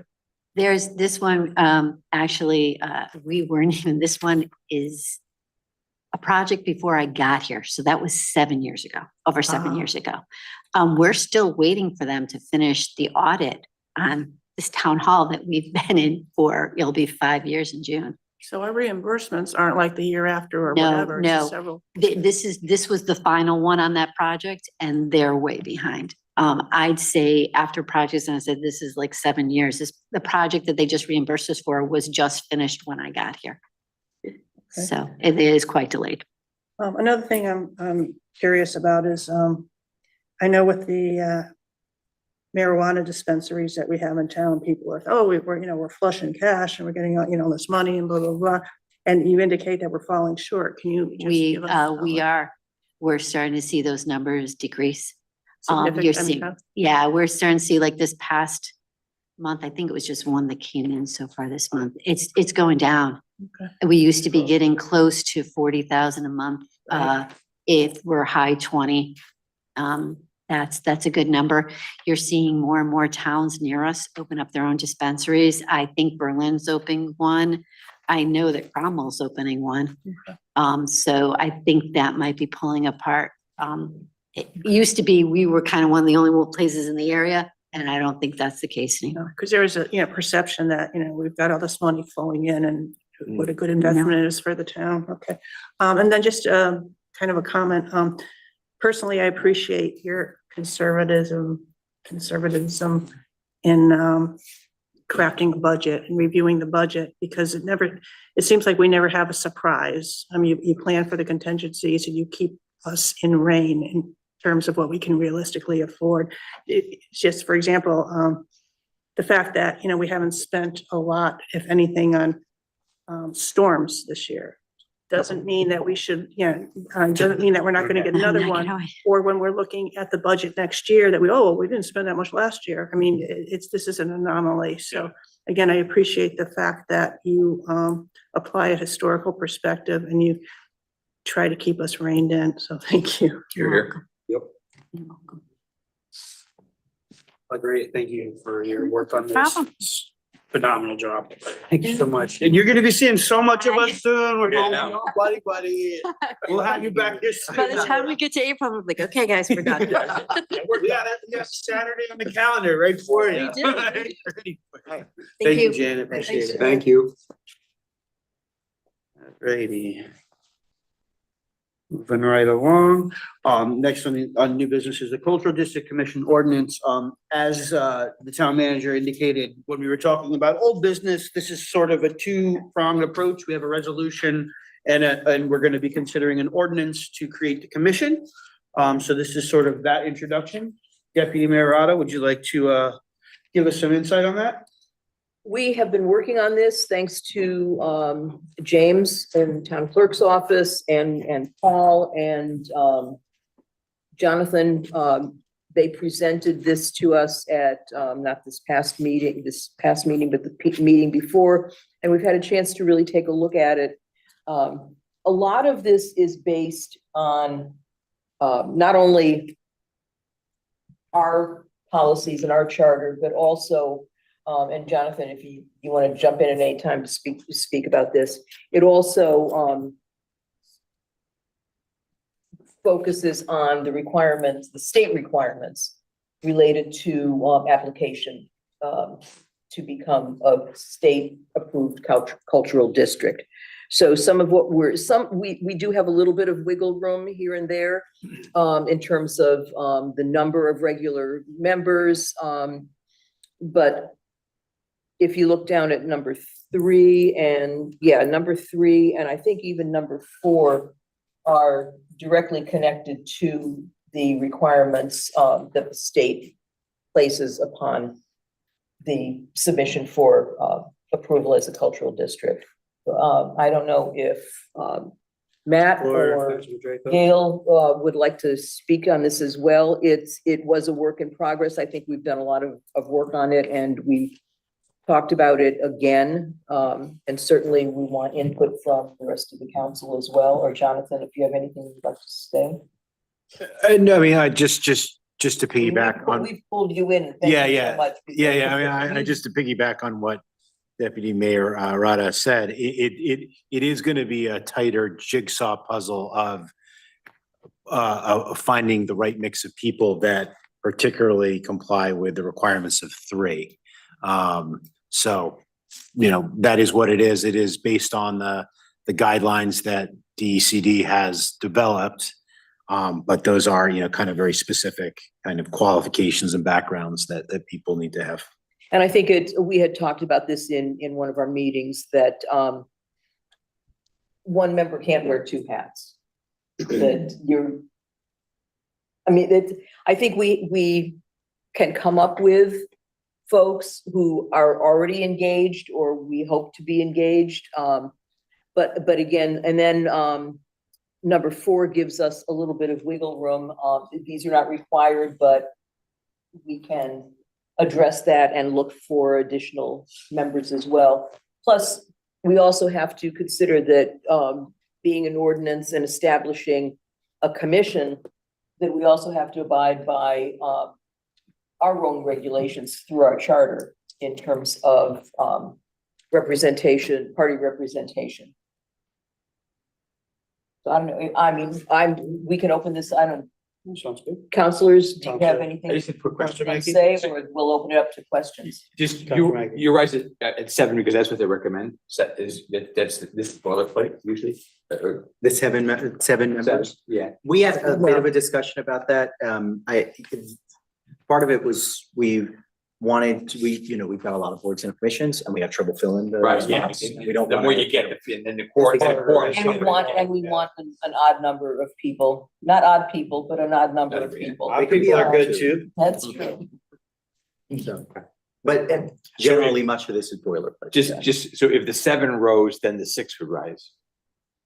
No, the 6 comes from the DECD guidelines. Okay. So you could do 9. I mean, you could, Jim, and to answer your question, you could do 9, but you'd still have those 6. Yeah. But yeah.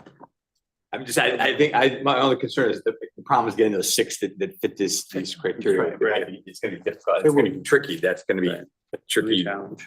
We do have some already, we have representation, for example, from Newington Art League, from the Historical Society, And from, I mean. Yeah, and then, But there will but that's be. good, and I'm looking for this is like 10 years from now when those people don't want to be on Fridays anymore and they get their rocket chair and now they want to move on to something else.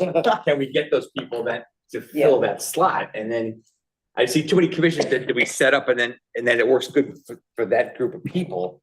And then that group of people move on to something else or can't make the meetings any longer. And now we can't make it because they're not interested and then we can't. It's Can I just, for one moment, speak to that is, and, can't remember who alluded to this, that receiving this designation as a cultural district, that it will not only benefit the community in terms of who and what we have as assets now, but also provide an opportunity for new artists, other cultural entities, other assets to come into town. So we're, hoping that and it also includes, and I know that Paul and Councilor Plourde have done a tremendous amount of work in terms of the mapping of not only just the geographical boundaries, but also the assets within what we're considering the possible cultural district, which includes historic homes and other buildings. So,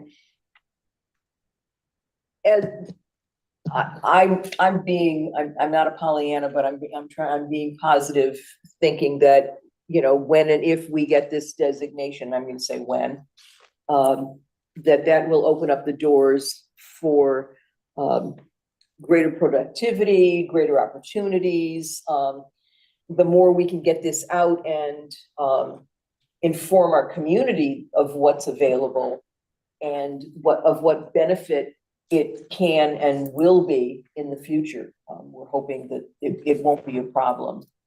I'd like to see people knocking on our doors. We can always adjust it too as time goes on. If we can't meet the requirements, we can always adjust it. Well, there are certain that are requirements. And we can adjust it. We could, yeah. I think it looks good to me. Councilor Draco? No, I just wanted to reiterate, as I indicated before, number 3 probably is more prescriptive and than we would have liked. Yeah. But and again, reaching the balance of 6 individuals plus being cognizant of the party affiliation is going to be difficult. But I also think that perhaps we can be somewhat creative in terms of, let's say, who's an artist? What's the definition of an artist, or what's the definition of a creative business? So we can kind of stretch that a little bit. So, hopefully it'll generate enough excitement that we'll be able to get a good core group going. Councilor Floyd? Thank you. And I'll just add to Councilor Draco's point that I think we can also, we've talked about this a little bit too, but get a little creative and work together when it comes to some of these appointments, because we have a core group that is already committed to this work, many of whom fit these categories and beyond them. And, they may be D or R or I or G or LMNOP, but, in many ways, they're more than qualified to be a part of this process and be a part of this commission. So I think we can work collaboratively. And they can't leave until they get a replacement. That's right. That's right. And they don't get a chair until they get a replacement. Right. No So chair. when your replacement is appointed, you get the chair. Thank you, Councilor. Yeah, I'm super excited about this. I have been for a long time. I'm thrilled to see us finally at this place. Even if it's not necessarily what we thought when we set out, it's still something that we got that we're gonna make the best of, and it's gonna be so great for our town. And I'm super excited. It's good. Yeah, thank you guys for all your work on this. Indeed. All right, moving along. Next, we have item D, amended GIS technician job description. Scott's on the line and I'm going to defer to him to walk this through, but just to tee it up, as you'll see in this, what Scott is proposing in this revised job description is really just bringing the job description, updating it into 2025 technology. I think it's a fairly straightforward thing. So if council is comfortable with it, I would recommend that you waive the rules and just adopt it tonight. That would be my thoughts. But Scott, you want to give the council a deeper dive?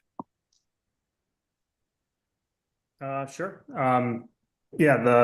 As amended, as shown in the document provided, honestly, just looking at updating it, last updated in 2013, obviously in the IT industry, 6 months is a long time, but there's software listed here that doesn't exist anymore. And honestly, part of it was just to try to make it more general, but also to update it to certain job functions such as field work. There was no indication of going out and doing field work, but we use global positioning systems or other locational devices.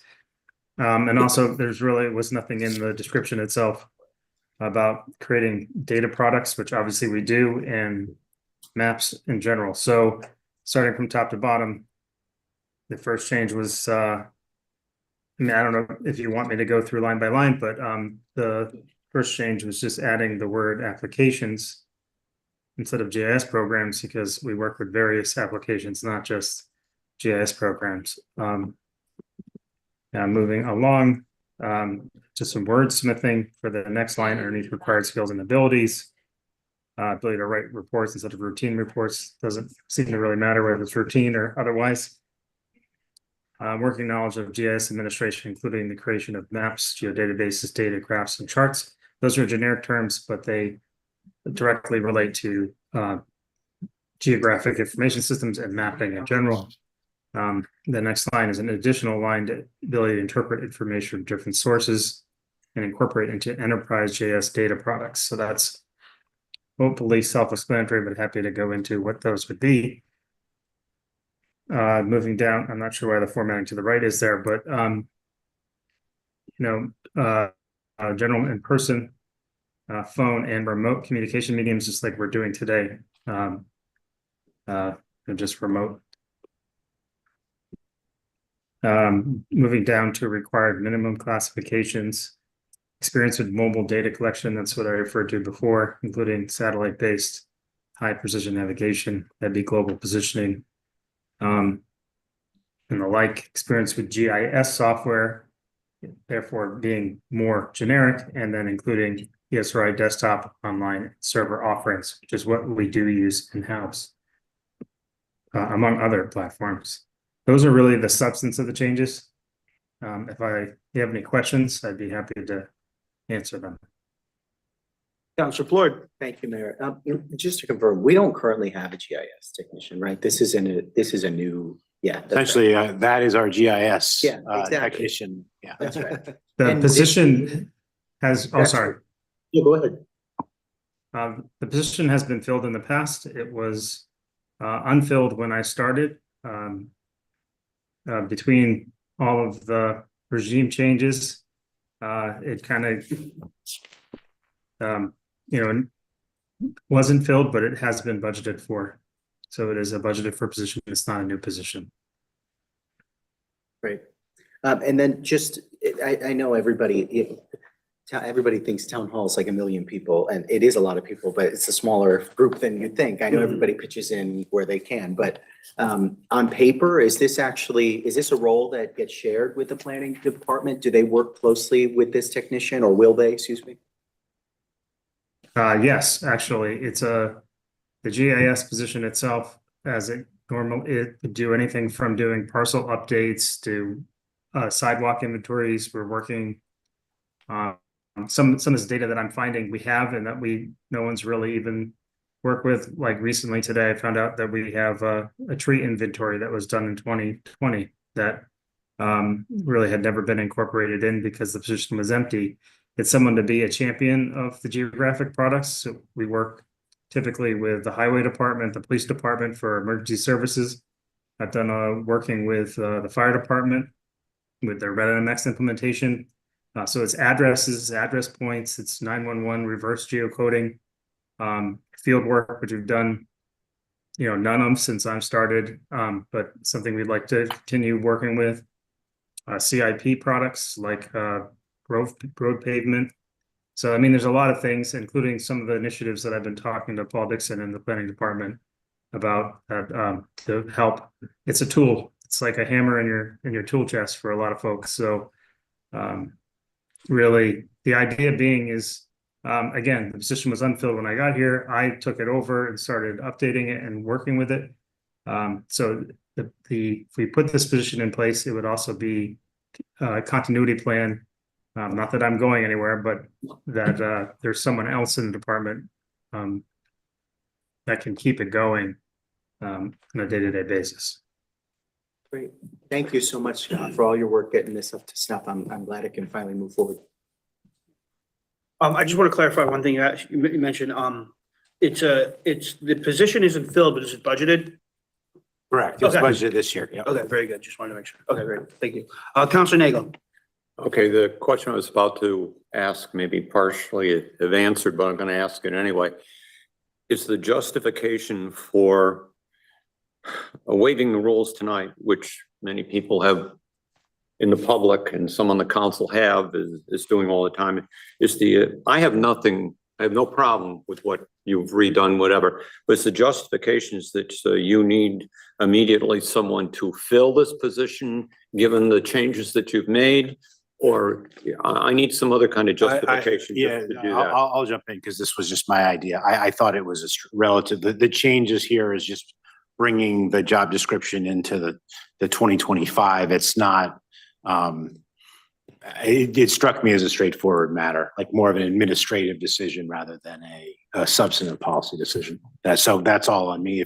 If council chooses to ignore my recommendation, I would not be offended in any way.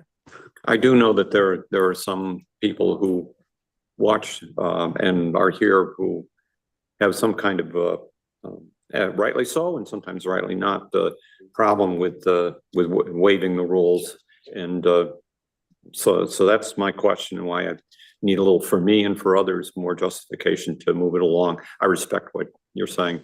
Thank you, Counselor Nagel. Counselor Mankey? Yeah, I appreciate your enthusiasm. I think it doesn't really strike me as something we didn't act on today, so I think we should just hold off and do it as a regular form of business. Otherwise, I'm afraid we're going to necessarily suffer of doing things, waiving the rules. It's easy to waive the rules. I think the threshold should be pretty high to waive the rules. I think this is a great idea. I think we could. Are you currently hiring or looking to hire anybody, or nothing's gone out yet at this point, right? I was actually waiting to get the job description approved before going out. The idea being not to try to fill a position and then change the description on the person. Right, after they're I already agree. hired. So I guess I would prefer we do it on a regular course of business, and then I don't think it's that critical. We have to do this, waive the rules to approve it. Thank you, Counselor. Counselor Tiniakis. Hey, I'm cool with waiting. But I also do think that this is a very small, minor thing, and I think that yes, the public will see that, like, we waive the rules at will, but also at the same time that government is a long, drawn out machine that takes a long time to get things done. So I think there's merit kind of on both sides here, where it's like, why waste time next meeting on this? If it's a small matter, let Scott do his job and get someone hired as soon as possible. But I'm cool with waiting, but I could see, like, if we were to waive the rules, I don't think anything crazy would happen either. Sure. Counselor Draco. Yes, Scott, I'm just curious, in terms of waiting or doing tonight or waiting 2 weeks, what's the market for this? I mean, is it a highly competitive market? Is it better, the sooner you get out there, the better? Is there an advantage to getting out there as soon as possible? I think it's a preference for you. I do whatever's necessary. I think I wouldn't say that this particular moment there's a high market, but there are, I think the high market comes after graduation, because these are positions that are generally filled by, recent college graduates or someone who's been out of college for a couple of years. And so it really kind of depends, on who's out in the market at any given time. So just because you post a position doesn't mean you have to hire right away either. It's all about the applicants that apply and whether someone's a good fit. So we don't try to rush hires in general, if that makes any sense. Okay, then it sounds like it's not going to impact you negatively if we did wait. No, I totally default to your judgment at that. We'd love to get this out as soon as possible, but if it's 2 weeks, as you said, I don't think that's going to make or break it. Thank you. Yeah, I agree with Councilor Daniakis, and I agree with you, Jonathan, that, this is a pretty straightforward thing that we should, but I also think that, we've set kind of a precedent here. That when we waive the rules, for instances like this is when it's sort of like a pressing thing that has to happen, just because they are our rules and we want to make sure that we are respectful. And so I would be in favor of holding off until the next meeting. Good. So we'll leave it up and we'll go up the next meeting. Awesome. Thank you, guys. Thank you, Scott, for hanging with us tonight. Appreciate it. All righty, moving on to item 12, written oral communication to the town manager. Thank you, Mr. Mayor. I have a few updates for you. First, for better or for worse, I did give, after consultation with leadership, I did give the Spark, 690 Cedar Street, another extension to the end of this month. I believe it's, I think through January 28th. Our team of lawyers is working on it very diligently. There was some hiccup at the last minute with their financing. Things are proceeding, and I feel pretty confident we're going to make it this time. Congratulations to Lauren Rhines. I know Councilor Plord mentioned this. He stole my thunder at the beginning of the meeting. Our new assistant town manager, Lauren. Congratulations to her. Well done.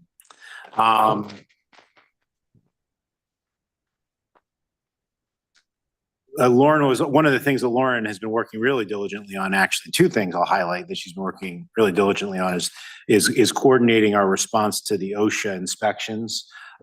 We wrapped up the second of our two conferences with the OSHA leadership. And, I think ultimately while they did find, a variety of violations, everybody gets violations, and they were satisfied. It was clear they were satisfied with, both our workplace overall and how seriously and proactively we were taking it. And it was in large part because of Lauren was so on top of things. So it's a tribute to her, but also to all of the various department heads about how well we came out of that. Another thing that Lauren has been working on really diligently on with Joe Salomone is the OFI project. Things are proceeding or sort of at the end of the design stage, going out to bid soon. And, if all falls into place, we'll have construction crews there in June, I believe. So right on schedule and right as the lease is expiring. We have some upcoming presentations just to get on your radar. At the next meeting, we're going to have the Blight, Eric Hinckley, the Blight officer, give his annual Blight presentation. I've also spoken with the police chief about doing a presentation about recruitment and some of the challenges that he's facing.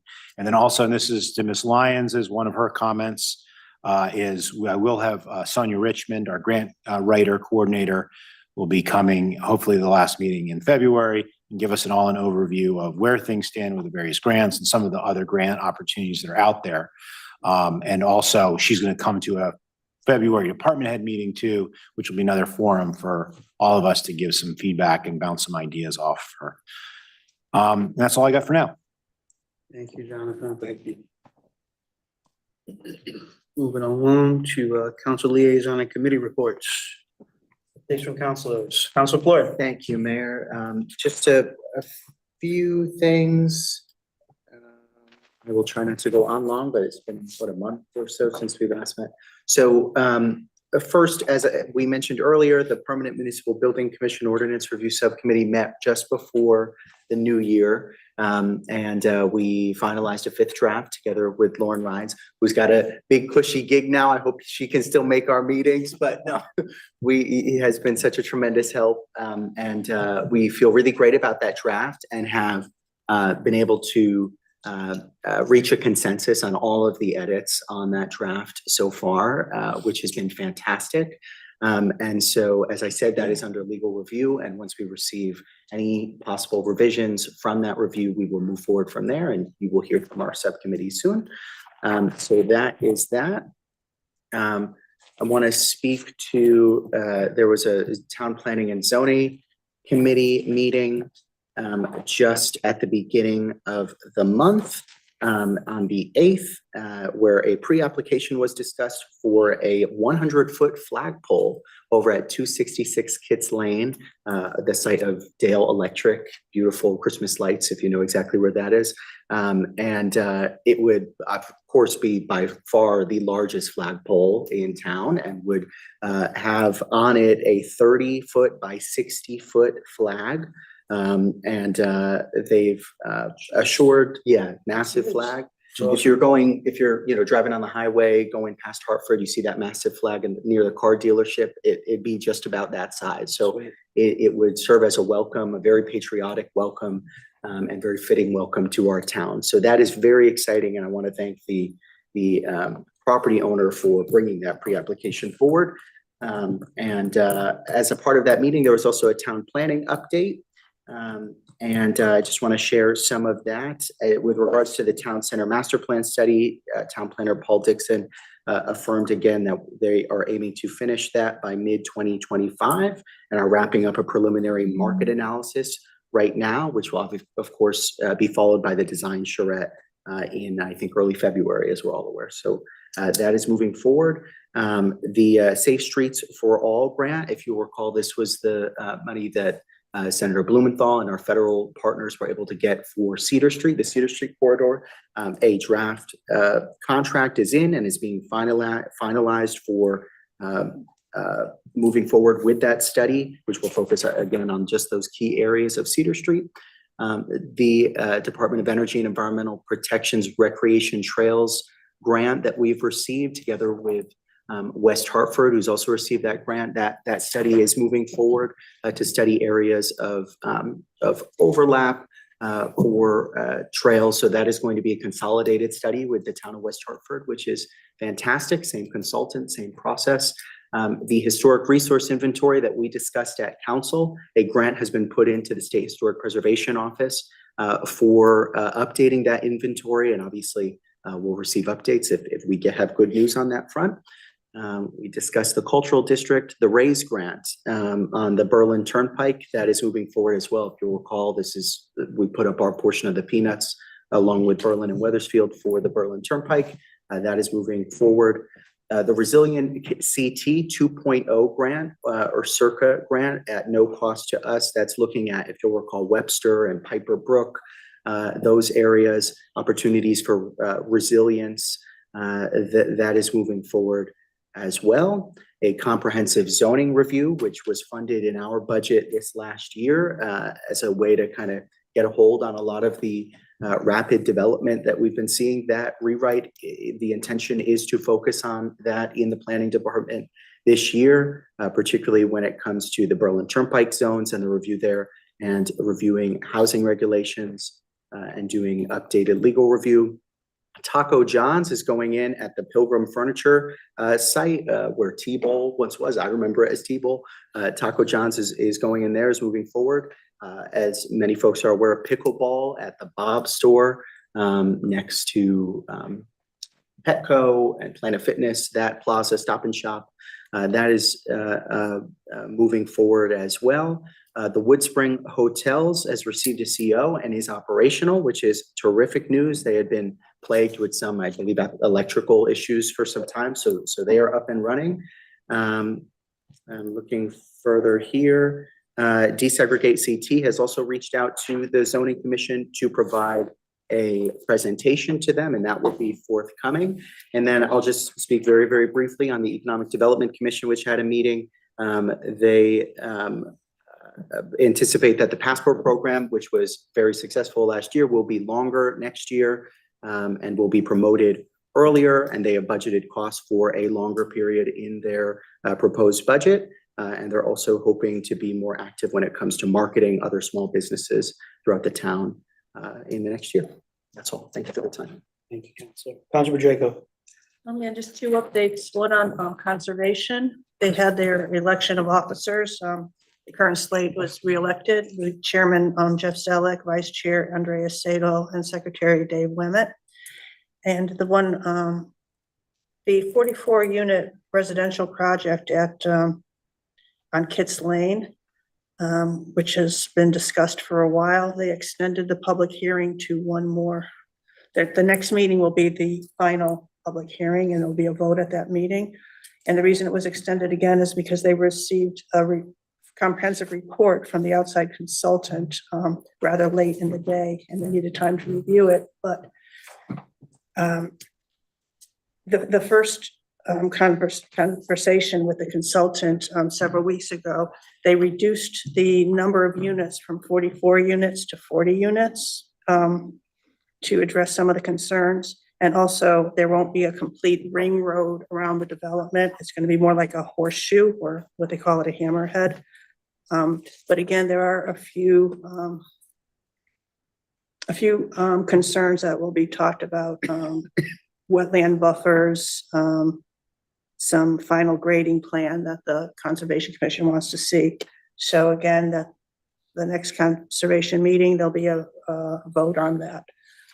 The thing that I'm more excited about at this point is the Open Space Committee met. And we are exploring creating a natural resource inventory. And what that is communities will compile and describe information on important features within a given, locality, a municipality, such as wetlands, wildlife, and scenic recreational assets. The purpose is to kind of provide a really strong foundation for land use decisions and planning, and also as a basis for kind of identifying in a very specific and descriptive way a community's priorities and strategies for things like open space protection, wildlife habitation, whatever. Some of the things that an NRI, Natural Resources Inventory, would include would be physical setting, our topography, the slopes of different areas within the town, the soil survey, watersheds, wetlands, water bodies, climate conditions and projections for change.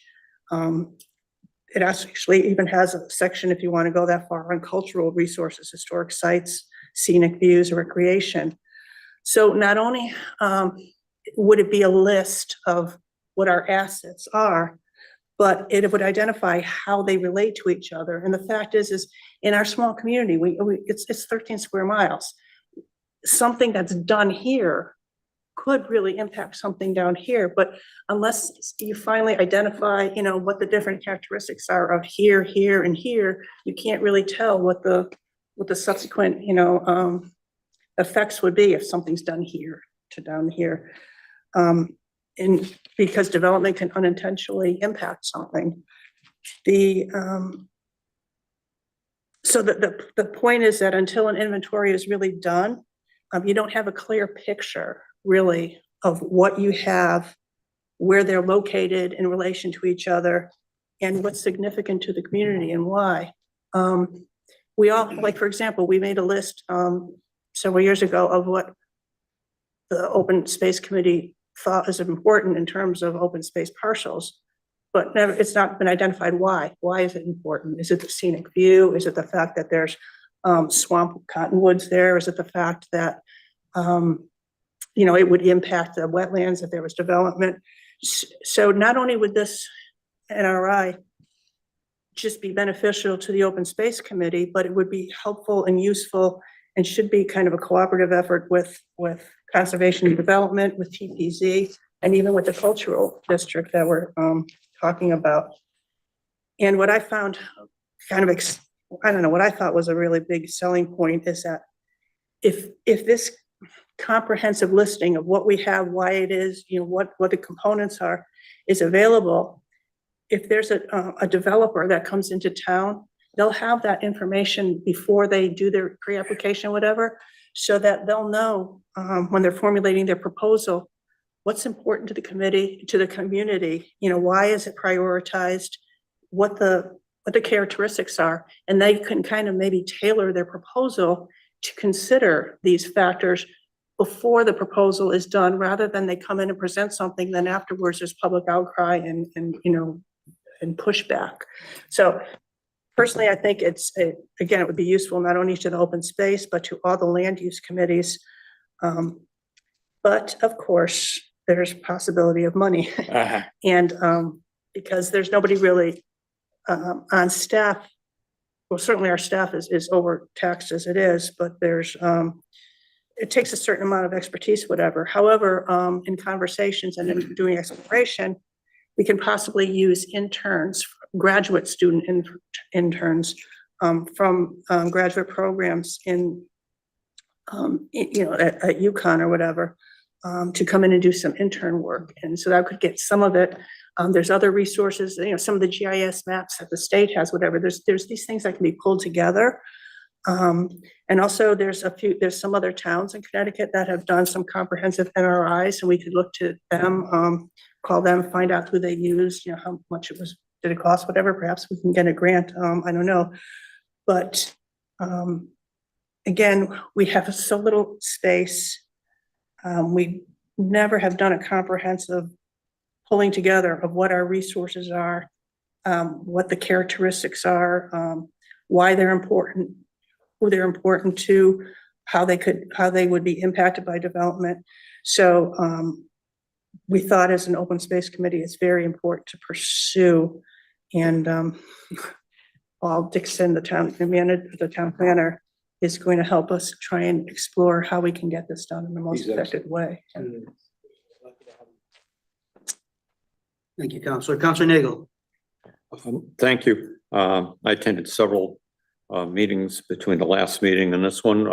One of them, the Senior and Disabled Center, met. They went over events, holiday events that were held for seniors at that time. They continued to have a pickleball clinic for how to play pickleball. New nutrition programs, still looking for donations in various different ways to fund that program. Some sources have been included the Culinary Institute at the high school that held an event, sold cookies, and donated the profits from that to the senior center for the nutrition program. The staff had a holiday event, and at that event, at the town staff holiday event, they had an elaborate raffle, and proceeds for that went in part, if not all, to the nutrition program as well.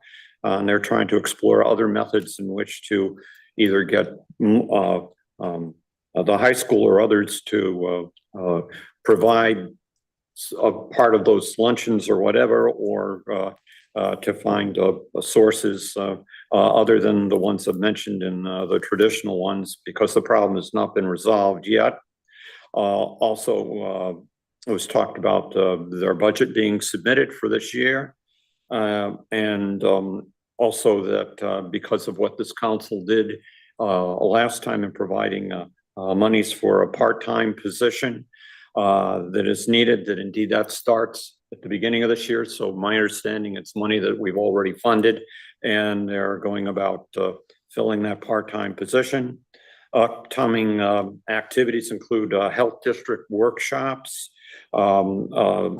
activities involving arts and crafts, AI, and you can contact the Senior Center for details about that and others. Also, they've once again started their trip program, where seniors can sign up for trips to various different places, and you need to contact the Senior Center in terms of how to do that and what the programs happen to be. They do have a brochure that may be online. I don't know if it's on the town site or not. There are copies of that can be at the Senior Center to give you information about that and all kinds of different things. Recently in the parking lot, there was a pipe break, and it first thought that was MDC was responsible for it, but it was determined that it was the Senior Center, therefore the town's responsibility. That has been fixed. The key thing here is that they can't put macadam or tar on it until it gets warmer. So there may be a little bumpy spot. It didn't seem to be that bad as you go in and out there. So be a little careful when you drive there. It will be fixed.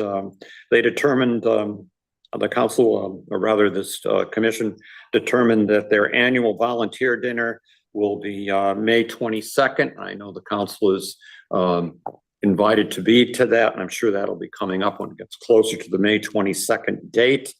They were also considering a council tour of the senior center,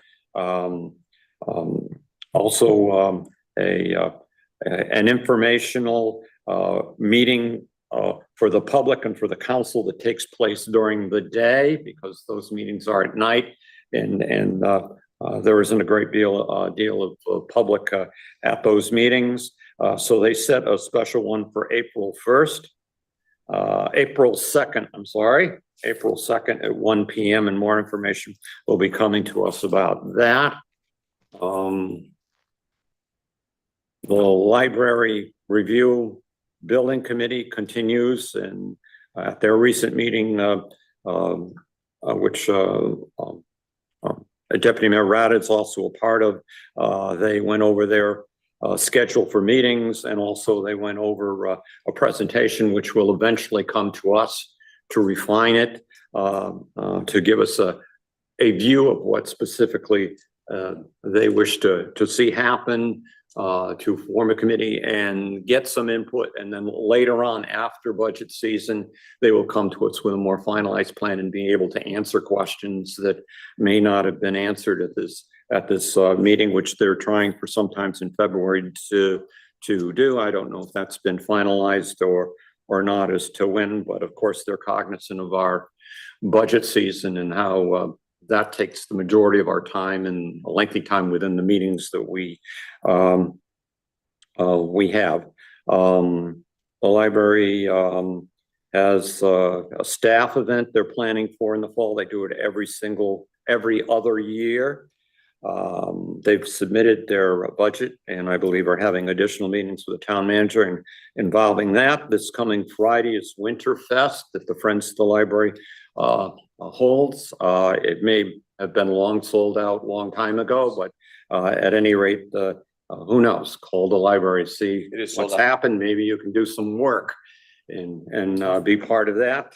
The furniture and rearrangement of the children's section of the library is materials have come in, and I believe they're done with a reorganization of that, giving more room for the youth to use that space. There was a space inspection by someone. They weren't quite clear who it was. It wasn't the town. And as a public place, they had to grant this person the idea to look around that. So something may be coming to us about space usage or not. There was a question on everybody's part. Programs involving tech talk, and the Meet the Author series have been highly used by the public because it can be archived. Let's see, I'm moving along here as fast as I can, even though this is all important. They're looking over their facilities, sooner renovations that can be done that are within the confines of the library itself. And then, of course, the info meeting, hoping to have in February for a detail, and I've seen several incarnations of it, and it's quite impressive and clear, even more so. So that is coming up, and of course their 5K race they're continuing to work on, which comes up every year, and a major concert. Once again, it's being held March 7th, which has Celtic music at. I know I sound like a broken record, but that presentation is coming up on the 7th. You may want to contact them. I don't know if they're going to have restrictions in terms of space or not. The building committees for Anna Reynolds and for John Wallace are continuing.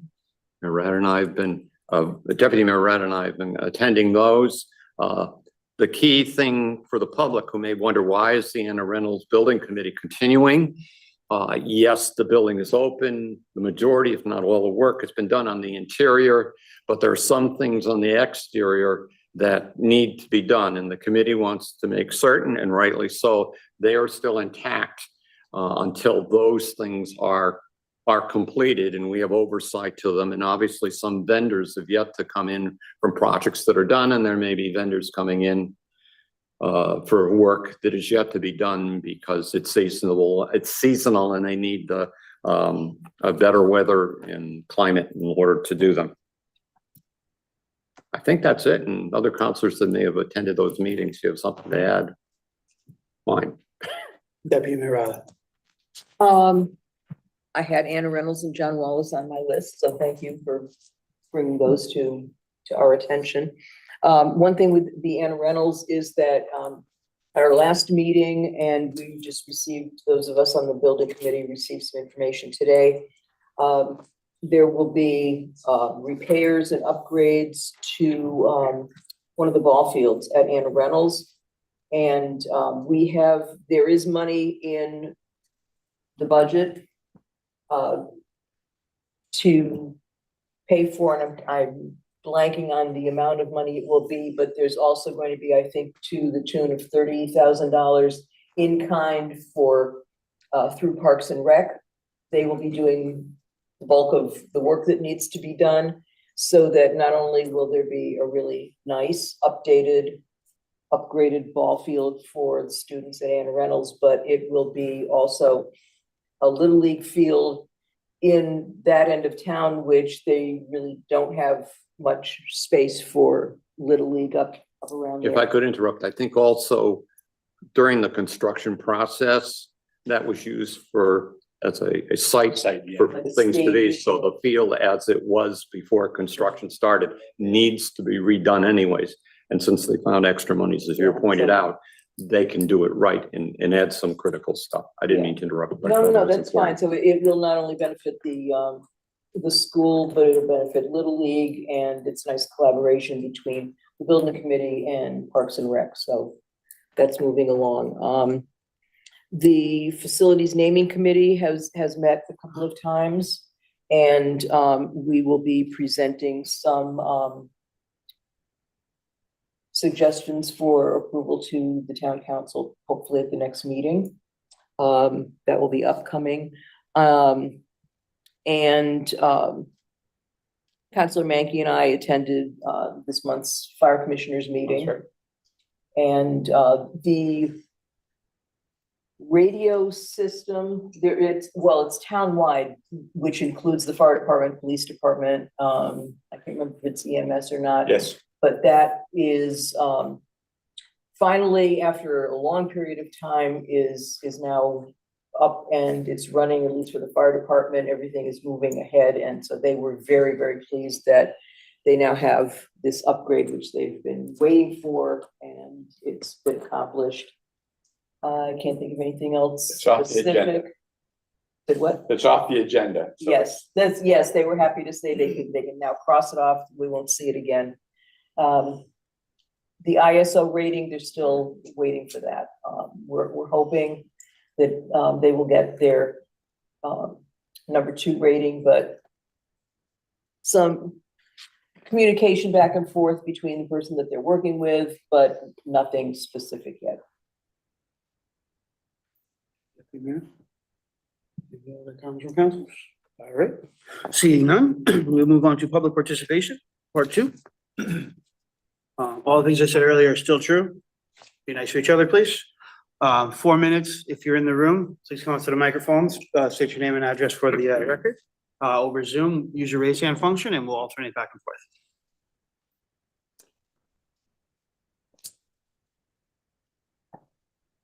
Hi, Bill McCarthy, 206 Churchill Drive. Still gotta start writing stuff down. Mayor's gonna be at the senior center tomorrow. Yes, no? Not tomorrow, Tomorrow? next week. Yeah. Well, the concept is that someone had talked about social media,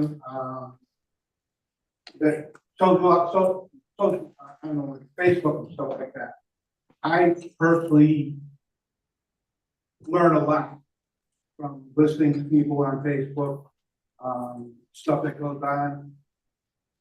There's not a whole lot of people here today. I don't know how many people are besides Rose and I that are listening right now. But there's a lot of stuff going on in this town. We as residents have to participate in. And it's very important, and I don't know how. I know like the senior center once a week sends out a nice little phone call to everybody. Is on their list. I don't know if somehow the town can have somebody that monitors Facebook or other social outlets and be more proactive as far as disseminating information to the public. Last week, our state legislators were at the library talking about their plans for the year. Representative Turco's already submitted a whole ton of legislation. If you're interested in that, you can actually sign up for notifications on the state website. Oh, talk to the mayor. There was 3 people on last night. Had a good show. Had a good show. I showed up. It was very, very informational. Thank you, everybody. But it goes back to the whole thing about getting information out to the people and getting information back. If we can figure out a way to increase public participation. You know, the budget stuff is coming up. Janet started talking about where money's going and stuff like that. The state needs to help support stuff. CRT needs to start funding senior center for the meal. We have to consider what's going to happen with all of our school budgeting, because it seems like the state and the Fed want to make sure to have certain mandates as far as our education requirements, but they don't want to necessarily fund them. So we have to take that into consideration, and if the state and government, federal government are going to be providing us with funds for our school budget, then we have to consider where we're going to get that money from to provide programs for our. And like I said, I have to start that. Thanks. Thanks, Bill. Appreciate it. All right. Over to Zoom. Ms. Lyons, you're up.